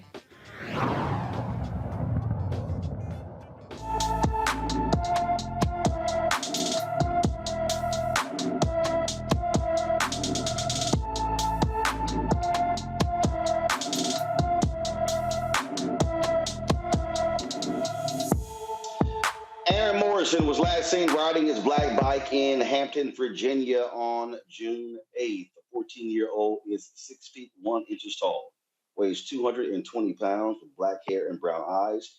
Aaron has a circular scar on the left side of his head. Anyone with information about Aaron Morrison should call the Hampton, Virginia Police Department at 757-727-6111, 757-727-6111. And now we are all feeling the effects of the economy in our wallets, not just gas prices, but food prices and any number of things. The Consumer Price Index reached a 40-year high, jumping to 8.6% in May from April's 8.3%. Economists expected an 8.3% annualized increase in May. Now, among the factors for the significant hike, filling up the tank. The national average for gasoline of self-serve regular gasoline is $4.99 according to AAA. It's almost $2 more than last year. Now, one of the things here, Kelly, Michael, and Terrain, that when we're talking about the economy, it's amazing. First of all, it's just amazing how the Democrats have done an awful job in even explaining all of this. So it's a perfect example. All these people are going, oh my God, gas prices are just too high, do something about it. Well, this is what everybody forgets. We weren't driving in 2020. We weren't driving in 2021. So the oil companies literally stopped production of oil. 800,000 barrels a day. They stopped production because we had a surplus. Well, guess what? All of a sudden, COVID restrictions get lifted. Folks are driving more. What was a surplus now becomes a deficit. Now, guess what? Supply demand. Prices go up. I mean, we can say the same thing across the board. You cannot have a worldwide pandemic for 2 years and the supply chain gets completely decimated and not think you're not going to feel something on the other end. That's really what we're dealing with right now, Michael. And frankly, when Biden talks about gas prices, he blames it on Putin. You can't just blame it on Putin because you have to also look at the lack of production because of the lack of demand in 2020 and 2021. Absolutely. You have to narrate the story. You have to go chronologically. The war in Ukraine, definitely part of it. But if you go back, if I remember correctly, at the height of the pandemic, when very few people were driving, the oil companies were losing money because the cost of a barrel of oil dropped so low. Okay, so that's not talked about. So you have to put all that in perspective. Remind people about that because a lot of people don't follow this every day. They just look at the price of gas and they say, "Oh, is Biden's fault?" or things like this. So yeah, you have to do that. And then also, we're going to see the price of food continue to increase because we see that Russia is keeping wheat exports they're taking control of wheat exports from Ukraine. That's going to cause a problem also in a shortage of wheat as well. So. And then you have African countries. Putin just met with some leaders of African countries, and they were talking about the African countries are talking about the hunger that the lack of wheat and other products, the impact that's having on Africa. So this is global. Okay, inflation is global. The supply chain issues are global. Biden and the White House. Okay, the people that work for the White House communication staff, they have to do a better job of narrating this story as well. Maybe they need to hire the documentarian for the January 6th committee to do a video about this as well. No. Narrating. This terrain is what again what Joe Mastodon would say. You got to put it where the ghost can get it. You have to understand. And you have to talk in a way that and walk folks through this. They sort of need a Bill Nye of economics who is doing this. And look, so yes, the unemployment rate is low, but when you have the dramatic increase in prices, well, your money, stuff is costing more. Look, we talked about the baby formula shortage. Right now, there's a tampon shortage in America. And yes, that's damn Kelly like, damn, he right. Yes, I read. And here's the crazy part. Yes, I read everything, baby. So here's the crazy part. Yes, I read everything. Here's the crazy part. Again, you go back to supply chain. And here's the other thing, Terrain. Companies lost a ton of money in 2020 and 2021. They trying to make that money back. Everyone understands how much, should understand how much companies lost. We shut down our gas stations. People were not really driving. So I remember paying $1 or something like that for gas one day in Georgia. And I was like, okay, this is awesome. However, the thing we consumed the most was food and internet services and electricity. But the reality is our everyday lives significantly changed. And so most business owners understand that once the supply chain broke down with COVID, because globally, people were shutting down their businesses, so things weren't being produced, things weren't being moved. And so now we're at the end of this thing and we're seeing what happened. The gas company, good example. They lost a lot of money. They need to make that up. But what most people do not understand is that the gas prices don't start at the White House.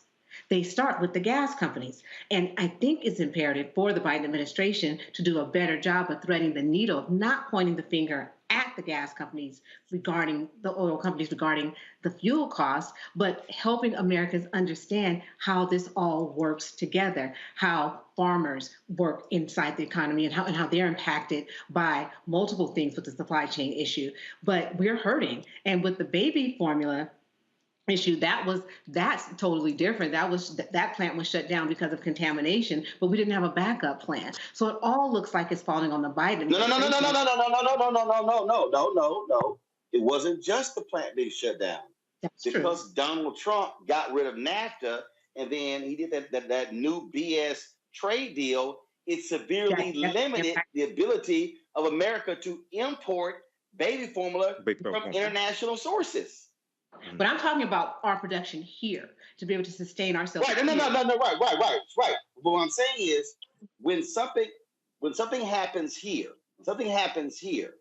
okay, when you have only 4 companies in America that completely control the baby formula market. Well, when one of them, what happened with Abbott, if you have the ability to export it internationally, then you can make up the difference. His trade deal made that almost impossible. So when Biden used the national defense order and then began to fly it in internationally, it alleviated the problem. But this is one of those examples for all these yahoos who like, that's right, get rid of NAFTA, put a new trade bill, we should buy American. Well, guess what? When you're living in a country where only a handful of companies are controlling entire sectors, something happens to one of them, everybody gets screwed.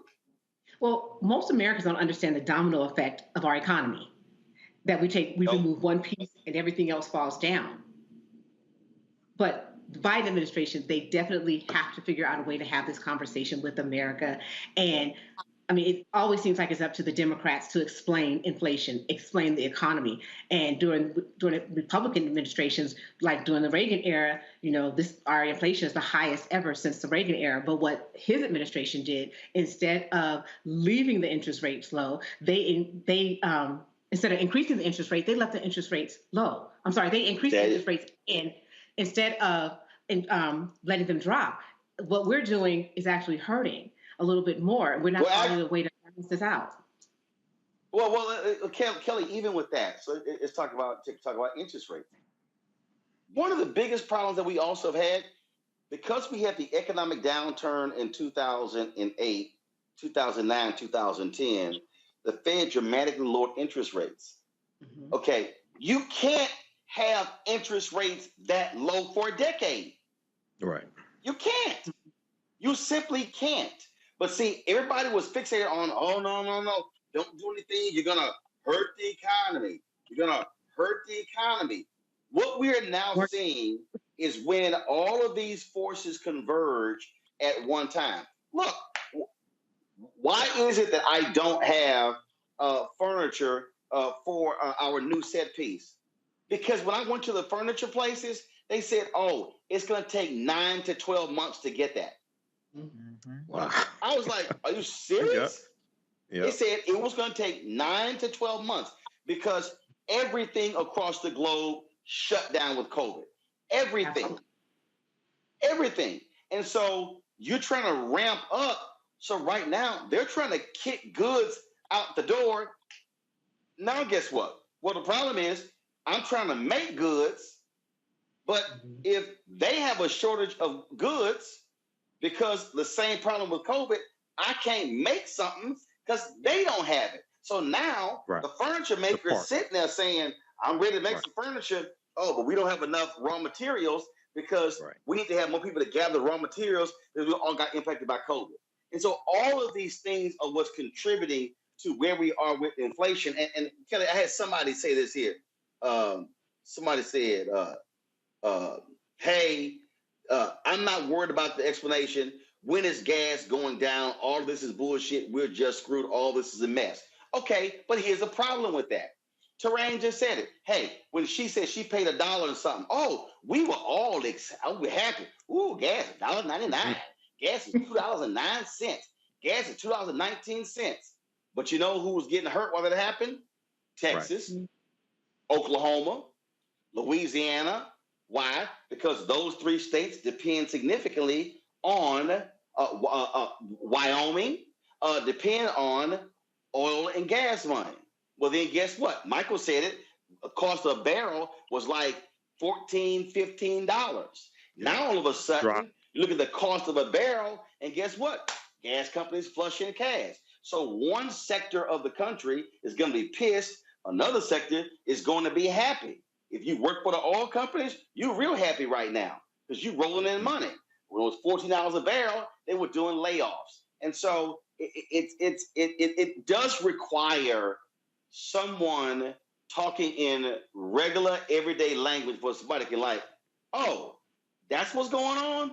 Because I'm sorry, what the White House is saying and what Dems are saying ain't doing it. And I understand all that. Like, I am one who loves explanation of things because for me, it makes me feel better. It gives me, even though I don't necessarily have it, it gives me a semblance of control. If I know what's going on, I can function accordingly. But even with that, not to say that the explanation is irrelevant, because you're right, it is absolutely relevant. Everything is happening for a reason because of a longer chain of events that goes beyond just these past couple of months or year or so with the Biden administration. But the fact of the matter is we have people in this country, specifically Black people in this country, who are still already under living wage, who are still living in poverty, who were living in poverty before all of this stuff happened, who literally cannot afford to understand the explanation. They just need solutions. I just need solutions, and I'm not necessarily in that boat. So yes, the explanation is great. I feel better, intellectually speaking, why things are happening. But at the end of the day, I'm a woman who has a monthly period, and I just learned today that we have a tampon shortage. Why is it that during a pandemic, people thought we weren't going to need tampons? How is the supply chain so broken that in the 2 years that we were in the house, we were bleeding in the house? Not to be vulgar and crass about it, but my period didn't stop just because I wasn't commuting to work. If anything, it felt worse. So, like, why are the necessities broken in the supply chain? Babies didn't stop being born. Hold up. This is the answer. Quote, the shortages appear to stem from supply constraints around key materials like cotton and plastic, which are also used in personal protective equipment.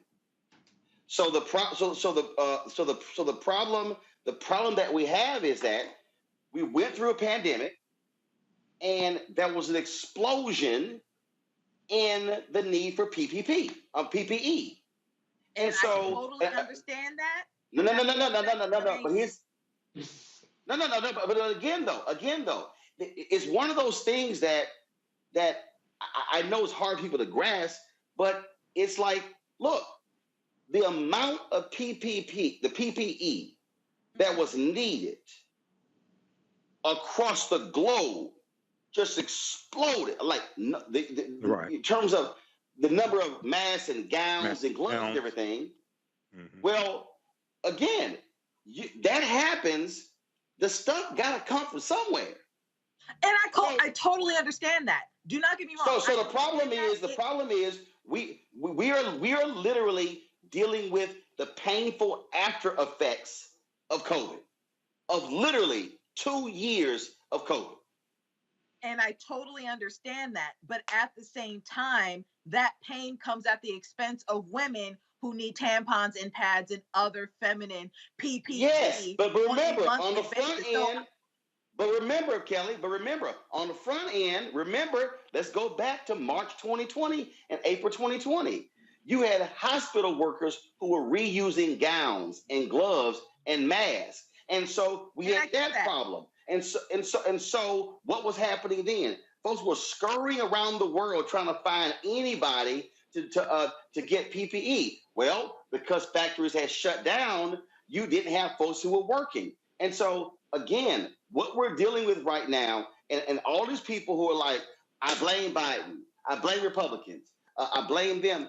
The reality is, we are living through the third quarter, if you will, of what we experienced in the first and the second quarter that is dealing with COVID. And there is nobody, there's no political party, there's no political person who can say, oh, here's the answer to how we fix this.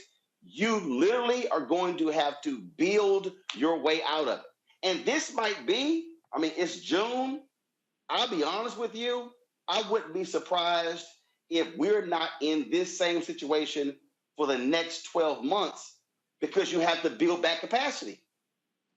And again, I get all that, but it still comes at the expense of women. And my issue with this is, and I understand, and it makes complete sense, but at the same time, you took the everyday needs of women and leveraged it against a pandemic. Just from a supply chain issue, that's a problem. So this is not taking from women. This is everybody. I know it is everybody. You took it, yeah, but you took from everybody. You took, and so here's the deal. This is very simple. If I've got 5 cupcakes, I got 5 cupcakes in my hand, and I got the 3 of y'all and 10 other people. Guess what? We can't get an individual cupcake. That sucker got to be sliced and diced. Everybody got to get a little piece, and then somebody be like, "Well, I want my own cupcake." You can't. And I mean, I know it's basic, but this is really where we are when we start breaking down look. Michael just talked about mentioned with wheat. Again, matter of fact, I'm gonna go back to the same story. This story here said, okay, I said that the supplies for tampons, cotton, and plastic. This is the same story.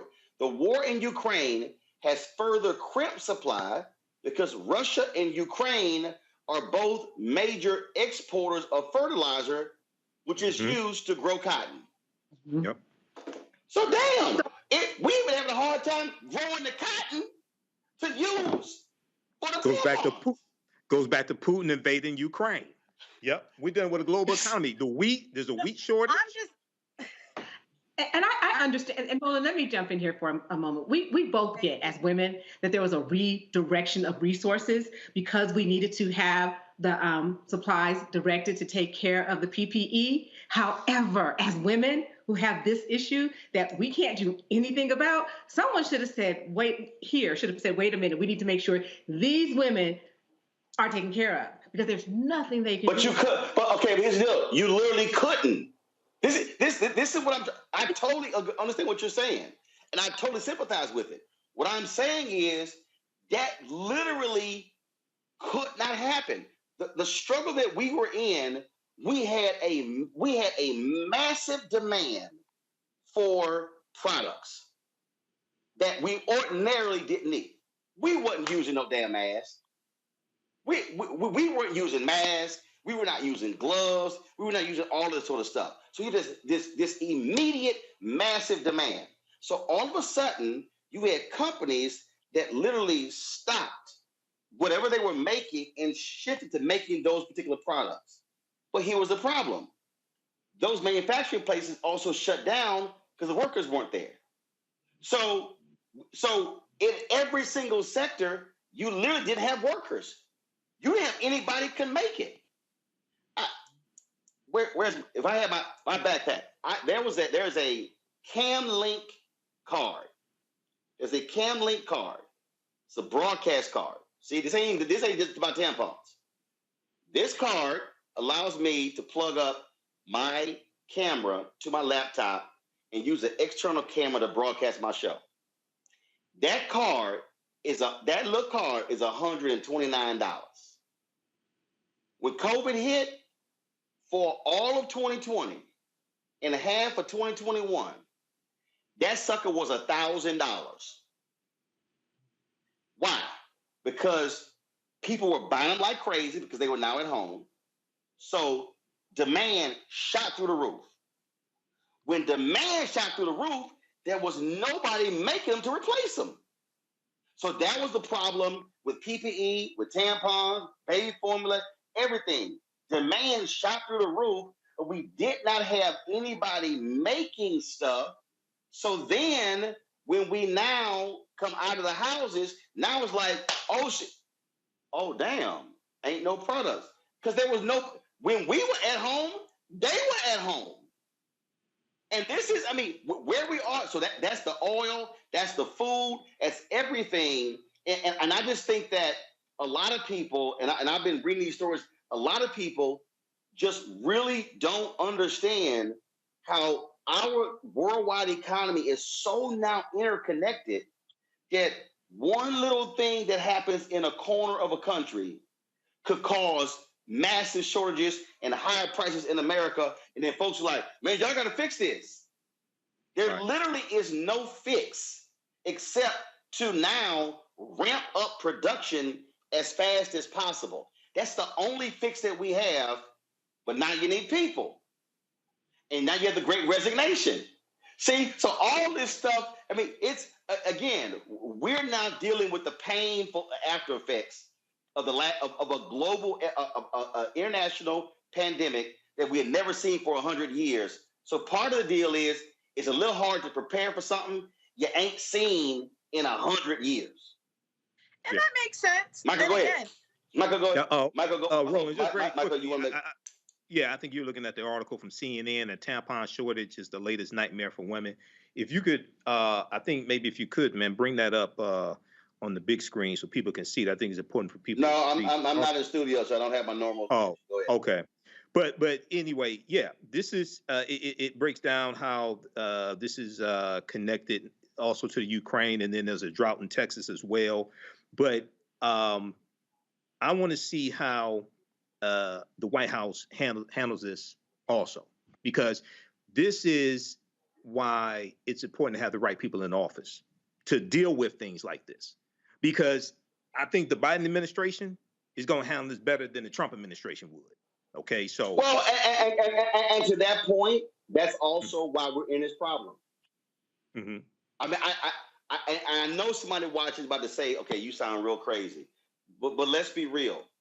One of the reasons Donald Trump ain't in the White House is because of how horribly he managed this crisis. Yeah. Oh yes. Let's just be. If Donald Trump and if him and his people had managed the COVID crisis halfway decent, he would have got reelected easy. So part of the problem we also are dealing with is that we had the wrong idiot who was in the White House. So we didn't do the National Defense Act. We didn't put Production that in place. We didn't have we didn't have the federal government take control over industries. But Robert Reich, and I'm going to get your thoughts on this, Robert Reich, former Labor Secretary, he also argues this is also the problem when we have too few companies completely controlling different things. So essentially, they have monopolies on all of these markets, and we're left at the mercy of 2 and 3 and 4 companies controlling entire sectors. Yep, oligopoly. Terrain, you first. Yep. Terrain, Kelly, then Michael. I mean, I'm still stuck on the tampon issue, so you kind of got me off. No, but I hear you. But when we do have these few companies that are in charge of, and Michael, I see you smiling over there, but it's a real issue. No, I'm agreeing with you. I'm agreeing with you. And when you have just a few companies that have these monopolies, we do. One comes out of the chain, and then we all tumble down. But most, when I look at people on the right, and I talk to people on the right, and they're like, we're America, and we can be, as a country, we don't need other countries. They really do not understand the global economy. They dumb as hell. They so damn dumb. They are they are dumb as hell when they say stupid shit like that. We don't need the rest of the world. Fool! These fools don't even know the damn components of the phone. Mm-hmm. They don't even understand. They don't even understand the raw materials needed to make phones, and it damn sure ain't made in Mississippi and Alabama. Well, I think it's funny. Go ahead, I'm to sorry. say America Great Again. The ties that he was selling at one point were made in Asia, and so China. he understands it. His daughter got 18 Chinese patents when she was in the White House. The first year. Kelly, go ahead. So I'm not trying to belabor the issue of the tampon shortage, but I really don't think that the magnitude of the issue is actually being realized here. And I'm not saying it just because, oh my God, I might have to fight somebody in Walmart for my tampons. The issue is that women and children are consistently an afterthought when it comes to anything that is produced in this country. And yet we are dealing with a Supreme Court that is about to overturn one of our only rights that we have to our body when it comes to our reproductive freedom. So it Okay, but Kelly. Okay, now Kelly, what could have been done to prevent this? I'm not saying anything could have been done to prevent it completely, but the fact of the matter is there are products out there that did not get as adversely impacted by the pandemic, and tampons and baby formula should have been one of those products. And you can't. Kelly, how do you arrive at that conclusion when the raw materials needed to make those things literally were used to save lives? I understand that they were used in order. I get all that. But the fact of the matter is that that the Trump administration knew about the pandemic way before we needed the PPE that we needed, the way that we needed it 2 years ago. Things could have been done. That's all I'm saying. And the fact of the matter, we know that.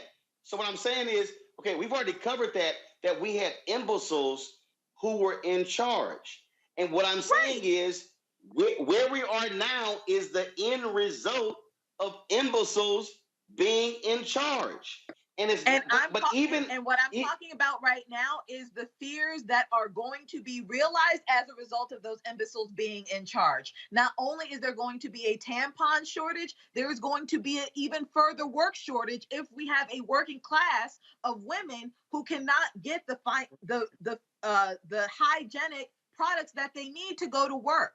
We have already a discrepancy in this country when it comes to lower and poor, even women experiencing homelessness who already have difficulty getting products that are already expensive. And this is called the domino theory. This is the domino theory. And this is the domino theory also of now what is a global economy.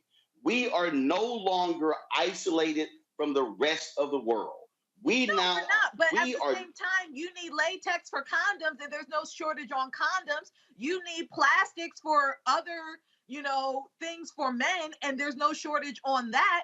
But when we need cotton for something to help us navigate the world and work, all of a sudden it's a problem. And I understand.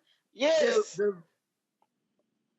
It's a problem, Kelly, because you had a massive surplus of condoms. Because you got a bunch of dudes who don't wear them. I mean, now, come on now. Let's not act like, look, we understand necessity. We understand necessity, and we understand for some folk what's optional.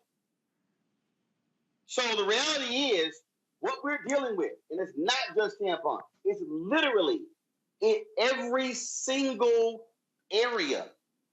Every single area. I'm talking about tampons. We're talking about baby shortage, baby food. We talk formula. We're talking about, again, furniture. We're talking about everything. I went to a store and, oh my God, what was it? I forgot the product. And they literally were like, hey, we're looking at 6 months. Mm-hmm. Yeah. We used to go, see, this is what we as Americans are used to. And this is a problem for many of us Americans. We are used to going to the store and seeing 100 items. Or we go, well, guess what? Target's out. I'm going to go to Walmart. Walmart's out. I'm going to go to Lowe's. I'm going to go to Home Depot. So everybody got surplus. The problem now is they got 5. They got 5. They got 5. It's rationing. And so what we now are seeing is this tampon. Hell, I You get can't that, ration pads. You can't ration. You can't ration, Kelly. You can't ration tampons. You can't ration pads. But we were in the middle of a pandemic. People were dying, and doctors and nurses were saying they were sleeping in the same PPE for 30 and 60 days. So the problem that we have, those female physicians and nurses had access to feminine hygiene products so that they could keep it pushing. And I'm remember. Reusing PPE is not the same thing as reusing feminine hygiene products. Hold on, Kelly. I gotta say this. Doctors and nurses said their lives were being endangered having to reuse PPE. You don't remember them conversations? Oh no, I remember it fully. In fact, I remember when DuPont, when the federal government paid DuPont, they had to dramatically increase PPE. The federal government literally flew over the plastic from China, wherever they were making it, to get it here faster so DuPont can crank this thing out. What I am saying to everybody who's watching, I don't care what the product is, what we're now living with, and this is painful to have the conversation, we are living with the after effects of an international pandemic that nobody could have predicted was going to come this way. And we are now seeing how exposed we are in a global economy, and that's where we are. So people are yelling about tampons, gas prices, furniture, everything they're yelling about. And the problem is there is no fix other than building your way out of it. And that shit ain't going to happen in a month. It's simply not. There's a limit to manufacturing.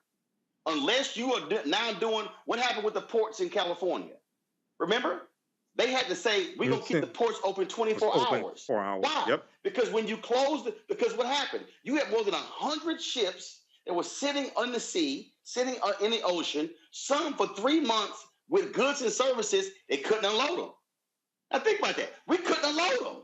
Sure, have enough people. So the Biden people said, hey, let's now open the ports, have them open 24 hours versus what they opened beforehand. So what I'm saying is the White House, Democrats and others are going to have to walk folks through this, because the average person out there, they like, yo, where are my tampons? Where's my baby formula? I want to see my cheap gas. Without understanding, hey, that world that we were in 2019, that shit changed in 2020. And it ain't going to just get fixed overnight. It's just not. And we're gonna need to prepare ourselves. I know it's hard, people. Prepare ourselves. We're going to be in this situation 12, 15 months. I just think so. It ain't just going, boom, we're out of it. No, and I understand that, but the conversation of equating lack of tampons and lack of baby formula with delays in furniture and gas, that to me is the problem, because you cannot. It's the same, Kelly. It is it's not the same. The root, Kelly. You're saying no, Kelly. See, you're like the after effect is different. I'm saying the root of the problem is the same. It's the exact same. Whether you're talking furniture or tampons, it comes down to raw materials. If you have a shortage of raw materials, you can't make the product. If you have a shortage of cotton and plastic, you can't make tampons. If you got a shortage of wood, you can't make furniture. If you got a shortage of baby formula because Abbott Laboratory went offline and then we couldn't import, guess what? It's the same thing. So what you're talking about is the impact on the user of the product. I'm talking about the shortages of the raw materials and the lack of manufacturing facilities to make the products and lack of employees to work the manufacturing facilities as a result of COVID laying people off has led us to this problem. That's what I'm saying is the same, not how the product is used and who uses it. Okay. Final comment, Terrain, Michael, Kelly, go. Regarding the inflation, I mean, everyone is being impacted. I hear what Kelly is saying, that it seems like, once again, when we talk about the economy and inflation, that women and children are taking the hardest hits. Okay. And even though the root of the problem is the same, the end result is that women and children take the hardest hit. We were taxed on diapers, taxed on feminine hygiene products in a way that others who don't have our issues don't understand. So this just feels like another issue for us to deal with inflation. But it's really important for the Biden administration to take, the press secretary is not the person who should be talking about this. We actually need someone from the Department of Labor, someone from Treasury, and just someone to talk about this, and who's an economist, to explain it to people and help show where the end is going to come. Like, we were able to redirect resources for the sake of PPE. We need to look at redirecting resources so that we take care of the baby formula issue and take care of the feminine hygiene issue. I mean, I know I'm making it seem like it's really easy peasy, but those are things that actually have to be addressed, and they're important for us as women. We just don't want to be considered like everyone else. This time, our need is urgent. Michael. Yeah, I agree. It's an urgent need, and hopefully they can figure this. This is another supply chain issue. Hopefully they can figure this out as well. And, this is reminiscent somewhat during World War II, when a lot of products were rationed. It's not the exact same thing, but wool was rationed, nylon hosiery was rationed, things like this. So it's not exactly the same thing, but hopefully they can figure out a solution to this and sooner as opposed to later. Kelly? I just reiterate what I said, but to Michael's point about World War II and the rationing, even in that era, women had to come to the forefront because the men were overseas fighting for our country. So even in that era, I'm sure Michael knows more about this than I do, but the wax. The hygiene of women was actually revolutionized during that time, so that they could be more effective in the workforce. So it's even worse now than it was then, because even as we rationed and made sure that our soldiers had what we needed overseas, and yet our babies could still be fed, babies were still fed in the United States during World War II. There was not a baby formula shortage or a milk shortage during World War II. There was not a feminine hygiene shortage in World War II. Why? So that is my point. The fact that we were Kelly, tell the audience why. Tell the audience why. Why what? Tell the audience. You said there was no shortage. Tell the audience why. I understand about the raw material argument. I get No. That's not why. Then why? The reason we didn't is because the federal government literally marshaled the entire country and took over industries. The federal government called together Ford, Chrysler, the ship makers together and said, put your differences aside. You are now working for the country. So within what you had, so the problem is here. What we did during COVID, we tried to say, we don't want to use the big hand of government. We want to work with private industry. Okay. Right. When what really should have happened was we said to the pharmaceuticals, kiss my ass. You don't have a patent on vaccines. This is the federal government's patent. You're going to make these. We're going to pay you this price, and this is what it is. That didn't happen. We didn't do that with PPE. We didn't do that when it came to all of our goods and services. Trump and his administration tried the private enterprise. What did Jared Kushner do?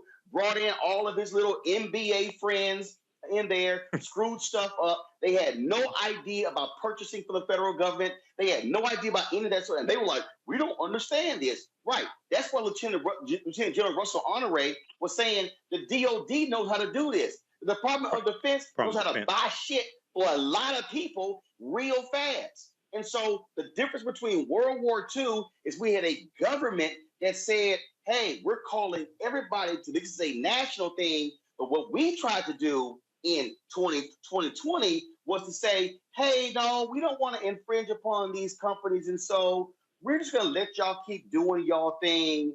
And we're going to just kind of do some stuff. Trump wouldn't even put in place the act. We had a law that literally said the federal government can declare, put this act into place and take over whole industries. They wouldn't do it. So we're sitting in the situation right now because we had ineffective leadership in 2020, which is why he got voted out. And so now Biden is now having to deal with those imbeciles. And I think, frankly, President Biden should be more aggressive on using that particular law like he did with the baby formula to deal with this problem. I think the White House waited too damn long to invoke the powers to open the ports 24 hours on the West Coast. They waited too damn long. And so I think what they're doing is they're still stuck in this, well, we are capitalism and we don't want to we don't want to tell private industry what to do. No, this is one of those things where you tell private industry, shut the hell up, get this shit done for the American people. Y'all still gonna make some money. You're not gonna make as much money as if we keep it all in your hands, but that's the difference. And so comparing the two, we have to compare the actions taken by the government then to what the government didn't do during COVID. And that's why yes, women and children and families are now feeling the after effects of ignoramuses who were in charge during 2020 who made numerous wrong decisions. Like I never understood how we're sitting here begging China to make some damn masks when you actually had American companies. I remember reading a story of this guy out of Fort Worth who were like, yo, we can convert this facility and start cranking these things out. And they're like, well, no, we're just going to buy them from them. So he's yelling about China, and we were sending billions to them for goods and services that we could have been making. And then when they finally did it, oh, the need is gone. So then we had a surplus of stuff. Now what the hell we do? Look at Target. Target just had, you see what Target's announced? Target, they just had a big sale. You know what Target did? Boom. Right. Why does Target have a big sale, Terrain? Because their surplus is high, so they need to clear their inventory. They went and bought a whole bunch of shit, and they stocked it up. They couldn't sell it. Now their stock price has gone down. Now they got a clearance sale, and for the consumer, oh hell, I can buy some at Target 70% off, but it's hurting the company's bottom line. Yep. So exactly. So unfortunately, and I hope everybody who's watching and listening, all these people who say it doesn't matter who's in office, this example, whether it's tampons or baby formula, is an example. When Donald Trump got rid of NAFTA, they didn't think, oh, if we have a baby formula shortage, this is going to hurt. Literally changing that law kept us from importing Canadian baby formula. And now people kind of like, oh, damn, that wasn't a good idea. You think? Yep. I mean, and I know it's painful, but I want our listeners and viewers to understand, y'all, we are not going to be out of this thing in 2 months. No, we're not. But I'm just warning everybody, hey, buckle down, because some economists are also saying that because of the supply chain issue and the lack of production and impacts of COVID, we're likely are going to be going into a recession. So what we're discussing right now is about to be even worse. I hate to go there, but I want our people to prepare ourselves for that possibility. Yep. It just very quickly, Roland. Yeah. During World War II, the big three, and I'm here in Detroit, which was the Motor City. The big three stopped making cars during World War II because they were making military equipment. Even before the U.S. got involved, even before U.S. got involved in World War II, the Arson. And why did they stop? Why did they stop making cars? They stopped making cars because the steel, the rubber, things like this, that had to go to make military equipment. That had to go to make. And who made them? General Motors, Ford, and Chrysler. They were making military. No, who made them? Who made them? Who made them? Who made the equipment? No, who made them stop production on the cars? President Roosevelt. It was President Roosevelt. Yeah, right. Yeah, President Roosevelt. And why did we do that? Democracy. And why did we do that? Because we were getting our asses kicked in Germany. They were shooting down our planes. They had to roll them off. Why did Kaiser build the ships on the West Coast? And coming up, and why did Kaiser go meet with Ford to create the assembly line? Because we were getting our ships blown up. That's what caused us to churn out more ships. And guess what? More ships on the West Coast, more cars in Detroit, more planes in Detroit allowed for us to defeat the Germans in World War II, which then led to the GI Bill, which then led to the greatest economic expansion in American history because the federal government used its power to take control of the nation and say, we got to fix this problem.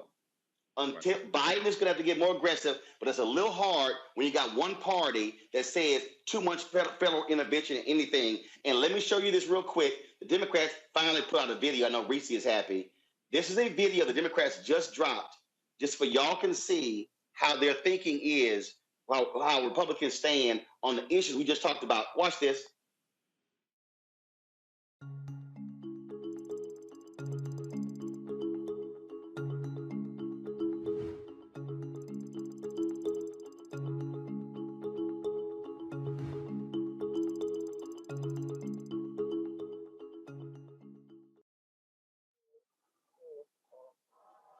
So right there, what you talk about, Kelly, Republicans voted against all three of those bills. So they want us to go in the tank because it's going to help them in November. Right. Yep. The white nationalist domestic terrorist party voted against the Domestic Terrorism Prevention Act. 192 up to, it was 222 to 203. 203 of those domestic terrorists. No. I ain't talking about domestic terrorism. They voted against insulin. They voted against baby formula. No. Take the terror off. I'm talking about they voted against stopping price gouging. So the problem here, Terrain, you ain't even dealing with half the country who want to fix the problem. Well, what I find amazing is that so many people who vote for the GOP and love them do not understand they're voting against their own interest. Right. They don't have the stock that these people have. They don't have the bank accounts these people have, the resources that they have. They are poor and they need these resources, and yet they vote for people who consistently say no.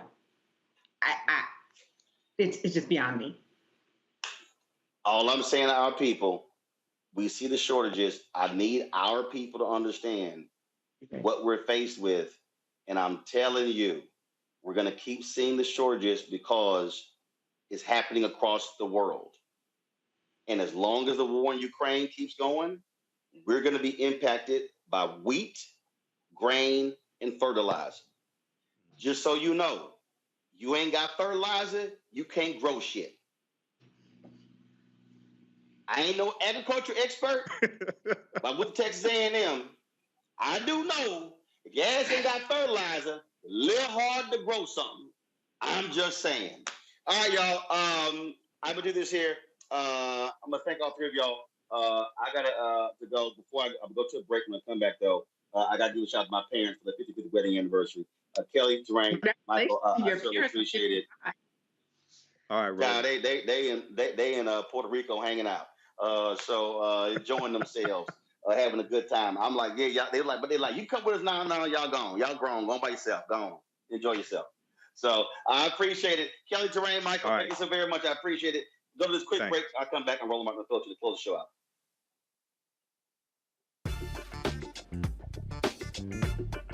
iPhone 13 on us for every customer. Current, new, everyone. To show the love. What? How about sushi? I just had sushi for lunch yesterday. How about tacos? Automatic emergency braking, one of 6 advanced safety features standard on every 2022 Chevy Equinox. Find new technology. Find new roads. Chevrolet.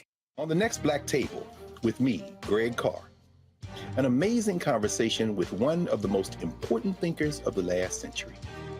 If you've ever taken an African American Studies course, he is one of the pioneers that made it possible. We didn't come to UMass grateful to be there.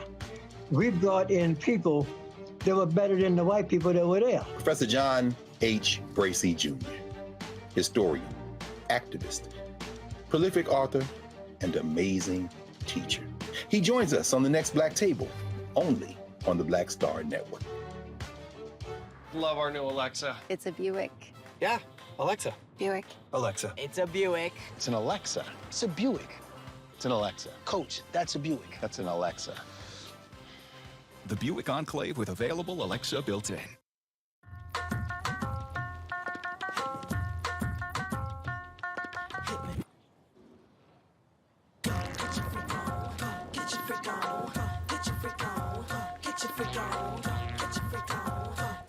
This is Judge Mathis. What's going on, everybody? It's your boy Mac Wiles, and you are watching Roland Martin Unfiltered.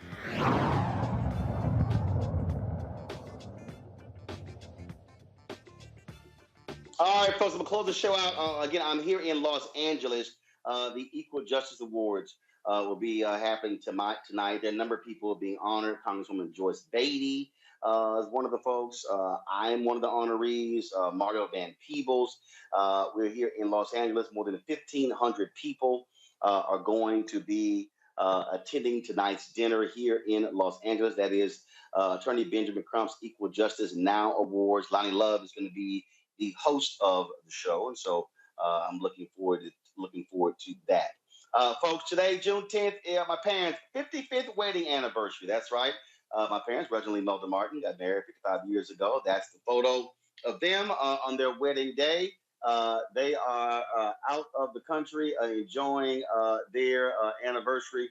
Of course, my dad turned 75 in April. Mom will turn 75 in November. And so certainly, so that's the whole brood right there. I think that's everybody. So 5 kids, 12 grandchildren. And so it is certainly a big salute to them on their wedding anniversary. Folks, that is it for us. And then went over our time here. Hopefully, a lot of y'all now understand a little bit more about what's happening with the economy. So I'm telling you, things are not going the way we want them to go. But you know what? It's still better than having that fool Donald Trump in office. Folks, that's it. Of course, I want to thank all of our donors who support our show. We're doing our Bring the Funk fan club. That's it. I'll see you guys on Monday. Actually, I'll be in Atlanta. We'll be broadcasting from the UNCF conference Monday, Tuesday, and Wednesday in Atlanta. So until then, I'll see you. Holla!